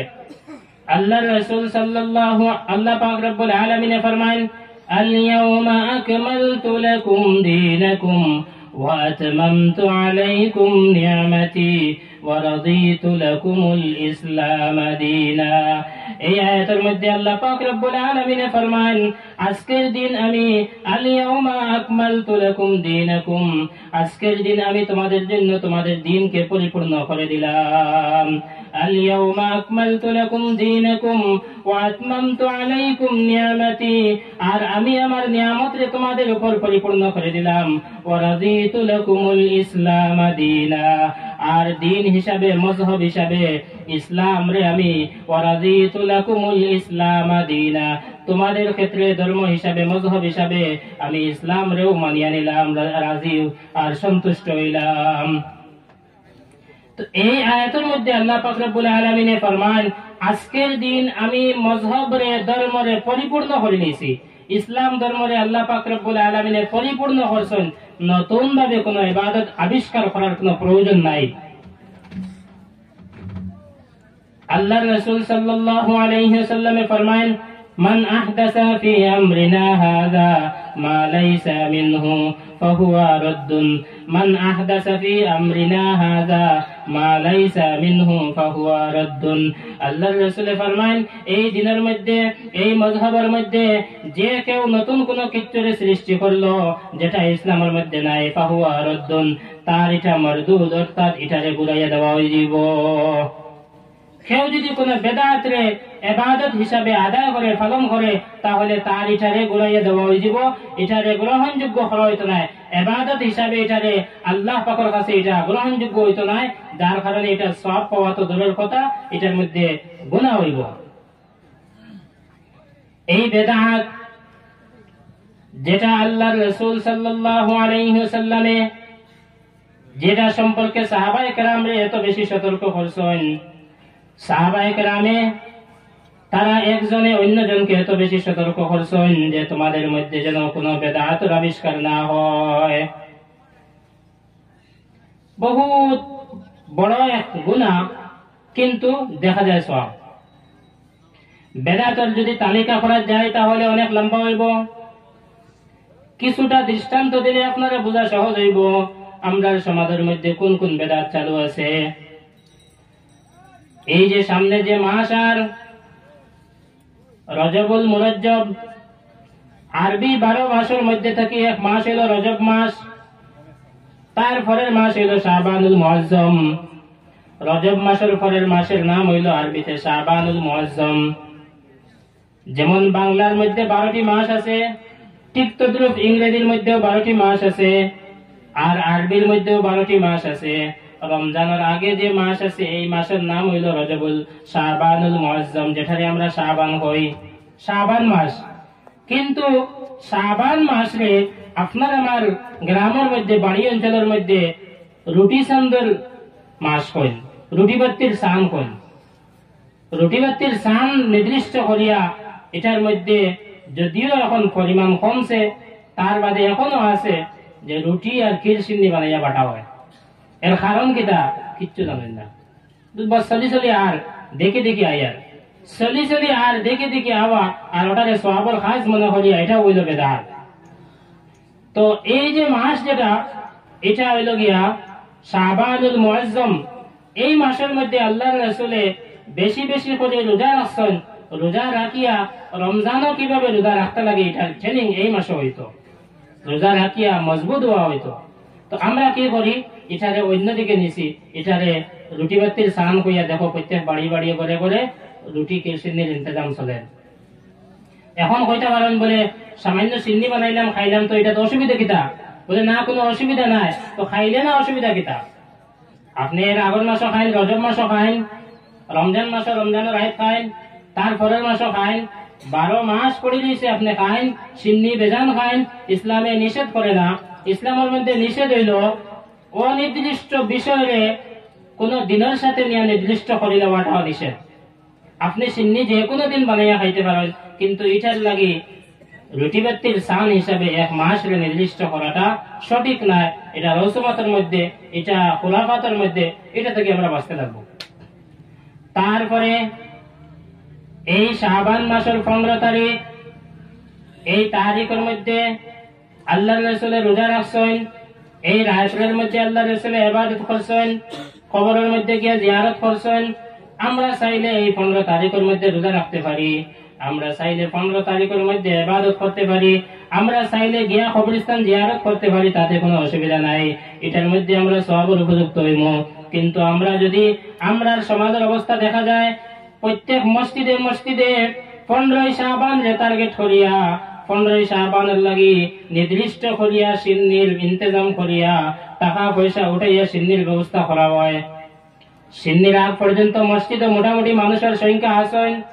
যখন সিন্নি শেষ হইল তারপরে মসজিদে মানুষের সংখ্যা আর আগের মতো নাই। এটা আমরা সমাজ থেকে দূর করা লাগবো। 15 শাবান রে সিন্নির লাগি নির্দিষ্ট করাটা বেদাত। আপনি সিন্নি এর আগে খাইন পরে খাইন, এই তারিখও খেলে সিন্নি বানানি হইতো। কইবা আমরা মহল্লার মানুষে মিলিয়ে একটা সিন্নি করি, হুরুতা মুরুতা খাইতা। হুরুতারে সিন্নি বেজান খাওয়াই না যাইজ নাই, অন্য কোনো দিন খাওয়াই। যেহেতু সিন্নির লাগে এই দিন নির্দিষ্ট হয়ে গেছে, এর লাগে এখন এই দিনটারে তরক করতে লাগবো, ছাড়িতে লাগবো, অন্য কোনো দিনে সিন্নি খাওয়াই। তারপরে আমরা সমাজের মধ্যে আরেকটা বেদাত, এটা হইল 15 শাবান আর সবে কদর দিয়ে নির্দিষ্ট করি আমরা মসজিদের মধ্যে অনেক বিপুল পরিমাণে সংখ্যা জমে। শাবানের 15 তারিখ সবে কদর, ইটা নামাজ হইল নফল, ইটা ইবাদত হইল নফল। আর আল্লাহর রাসূলের যুগ, সাহাবায়ে কেরামের যুগ নফল ইবাদতের লাগি চতুর্দিক থেকে জমা হইয়া নফল ইবাদত করছেন। এটা সাহাবা থেকে প্রমাণ নাই, আল্লাহর রাসূল থেকে প্রমাণ নাই। আল্লাহর রাসূলে সাহাবায়ে কেরাম সারারে জমাইছেন সবে শাবানো 15 শাবানো জমাইয়া ইবাদত করছেন, দোয়া করছেন, বয়ান করছেন, এই সমস্ত নাই। এর লাগি আমরা 15 শাবানো ইবাদত করতাম, এটা হয়তো খলে খলে নফল ইবাদত খলে খলে হইতো। আল্লাহর রাসূলের ঘর এত সংকীর্ণ থাকা সত্ত্বেও আল্লাহর রাসূলের নফল ইবাদত করে করছেন। হাদিস শরীফের মধ্যে আর আল্লাহর রাসূল নফল নামাজে খাড়া হইছেন, তখন হযরত আয়েশা সিদ্দিকের পাও লম্বা করা, সিজদা দেওয়ার জায়গা নাই। আল্লাহর রাসূল সিজদার দ্বারে গিয়া হাত দিয়ে ইশারা করছেন, আয়েশা সিদ্দিকের পাও তোরা বাট্টি করছেন, তারপরে সিজদা করছেন। আবার আল্লাহর রাসূল যখন খাড়া হয়ে গেছেন, আল্লাহর রাসূলে খাড়া হওয়ার পরে কিরাত এত বেশি লম্বা করতা, হাদিস শরীফের মধ্যে আর নবীজির পাও ফুলে যেত, পাওয়ার রুম খাড়া হয়ে যেত কিরাত খাড়া হইয়া তিলাওয়াত করতে করতে। তো হযরত আয়েশা সিদ্দিকা এবার ঘুমাইয়া আবার সিজদার জায়গা ধরে দিত, পাও লম্বা হয়ে যেত। তো নবীজি আবার হাত দিয়ে ঢালাইয়া ওই জায়গার মধ্যে সিজদা করতা। তো গড় কতটুকু বড় বোঝা যাননি, এত সংকীর্ণ এত শর্ট জায়গা সত্ত্বেও আল্লাহর রাসূলের মসজিদে নববী, আল্লাহর রাসূলের হুজরা থাকি গড় থাকি মাত্র একটা পার্টিশন, তারপরে বলল মসজিদে নববী। আল্লাহর রাসূল মসজিদে না গিয়া নফল ইবাদত তাম গড় করছেন। এর লাগি নফল ইবাদতের লাগি গড়, ফরজ নামাজের লাগি মসজিদ। আমরা উল্টা হয়ে গেছি, আমরা কি করি নফলের লাগি শাবানা মসজিদ ফুল জায়গা নাই, বারিন্দা ফুল জায়গা নাই, সিন্নিয়ে ফুয়ার না, তুষায় ফুয়ার না, ফুলায় ফুয়ার না। আর ফরজের লাগি মসজিদ ইমাম সাহেব খাদিম সাহেব আর গাঁওর সবচেয়ে মুরব্বী যারা কোনো কিছু করার নাই, আমরা অবস্থা অন্য হয়ে দাঁড়িয়েছে। এইসব বিষয় আমরা বোঝা দরকার। তারপরে আমরা সমাজে আরো বেদাত আছে, আমি সব এখন বিস্তারিত তালিকা হিসাবে আনার সময় নাই। ঈদের দিন ঈদের নামাজ পড়িয়া এক জায়গা একজন মানুষের সালাম মুসাফা মুআনাকা সম্পূর্ণ বেদাত। কইবা এটা তো সওয়াবের কাজ, সালাম দিলাম, তাই মুসাফা করলাম, আমি মুআনাকা করলাম, এটা তো সওয়াবের কাজ। বলে না, সওয়াবের কাজ রে তার আন টাইমে আন জায়গাত নিয়া করলে ওটা বেদাত হয়। সওয়াবের কাজ রে, যেমন আপনি গাড়ির পার্টস রে ঠিক তার জায়গা যদি বয়েন না, তাহলে গাড়ি অ্যাক্সিডেন্ট হইব, যদিও হে গাড়ির পার্টস অনেক উপকারী এক জিনিস। তো ইবাদত বহুত বড় এক কাজ, আপনি ইবাদত করলে সওয়াব পাইবা, কিন্তু ইবাদত রে ইবাদতের জায়গাত রাখলে না, এটা ইবাদত হিসাবে থাকে না। আপনি ফজরের নামাজের টাইমে ফজরের নামাজ পড়িছেন, শুদ্ধ হয়ে গেছে, সূর্য ওঠা আরম্ভ হওয়ার পরে পড়িছেন, আপনার ফজরের নামাজ আর কবুল হইছে না, কারণ টাইম ডুলে গেছে। ওলা সময় ডুলে গেলেও ইবাদত হিসাবে থাকে না। তো আমরা ঈদের দিন ঈদের নামাজের পরে এক জায়গার মধ্যে একই জায়গা বইয়া উঠিয়া সালাম মুসাফা মুআনাকা ইসলামের নীতি নাই, সাহাবায়ে কেরামের নীতি নাই, আল্লাহর রাসূল এইভাবে করছেন না, সাহাবায়ে কেরামে এইভাবে করছেন না, এটা আমরা ছাড়িতে লাগবো, এটারে বেদাত জানতে লাগবো। ঈদের নামাজের আগে যখন দুইজন দুই দিক থেকে এখানে হইলাম তখন কোনো সালাম মুসাফা নাই, অথচ এই সময় জায়েজ আছে, এই সময় সালাম মুসাফা করা সুন্নত, আপনি করতে পারেন। দুইজন দুই রাস্তার দিকে এখানে সাক্ষাৎ হইছে তখন করেন, কোনো অসুবিধা নাই, সব পাইবা। কিন্তু এর আগে করা নাই, নামাজ পড়িয়া বইয়া ধীরে স্থিরে এখান থেকে উঠিল সালাম মুসাফার দড়ি, এটা সম্পূর্ণ ইসলামে এটারে সমর্থন করে না।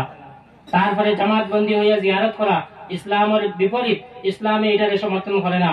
জিয়ারত করার লাগে জামাত বন্দী হওয়া ইসলামের তরিকার মধ্যে নাই, আপনি করতে পারেন, কোনো অসুবিধা নাই, এটা সুন্নতি কাজ নাই। সাহাবায়ে কেরামে এইভাবে জামাত বন্দী হইয়া সওয়াবের কোনো কাজ করছেন না জিয়ারত। দেখো, সব আপনি যত বেশি ইবাদত বুঝুকা, আপনি যত বেশি কোরআন হাদিস বুঝুকা, আপনার সীমা এখানে শেষ, আপনি সাহাবা থেকে বেশি বুঝতে পারছেন না। আপনি আল্লাহর রাসূলের মহব্বতের দাবি যত বেশি করুকা, আপনি সাহাবা পর্যন্ত বুঝতে পারতেন না। আপনি যত বেশি ইসলামের সঠিকভাবে আমল করুকা, সাহাবা থেকে বেশি আমল করতে পারতেন না। তো আমরার মাপকাঠি, আমরার মানদণ্ড সাহাবায়ে কেরাম, আমরা ইসলামের ক্ষেত্রে সাহাবায়ে কেরামরে ফলো করতাম। সাহাবায়ে কেরাম হইলা ইসলামের প্রথম স্টুডেন্ট, তারা ইসলামের প্রত্যেক কাজরে একদম আউয়াল, একদম প্রথম ভাবে তারা আদায় করছেন। আর এমন ভাবে তারা আদায় করছেন, আল্লাহ পাক রব্বুল আলামিন কোরআনের মধ্যে বারবার ফরমাইছেন, উলাইকা হুমুল মুফলিহুন, উলাইকা হুমুল মুফলিহুন, রাদিয়াল্লাহু আনহু ওয়া রাদিয়াল্লাহু আনহুম ওয়া রাজু আনহু। বারবার তার ক্ষেত্রে আল্লাহ পাকে সুসংবাদ জানাইছেন, আল্লাহর রাসূলের সাহাবায়ে কেরামের নাম সহ জান্নাতের সুসংবাদ দিয়েছেন। তো সাহাবায়ে কেরাম থেকে আমরা ইসলাম বেশি কখনো বুঝতাম না, তারা থেকে কখনো আমরা আমল বেশি হইতো না, তারা থেকে কখনো আমরা মহব্বত রাসূলের লগে বেশি হইতো না, তারা থেকে কখনো আমরা প্রেম ভালোবাসা আল্লাহর লাগে বেশি হইতো না। তো সাহাবা থেকে আমরা যেন আগ না বাড়ি, আমরা ইসলামরে ফলো করতাম, সাহাবারে মানিয়া, সাহাবারে ফলো করিয়া, সাহাবারে অনুসরণ করিয়া। আল্লাহ পাক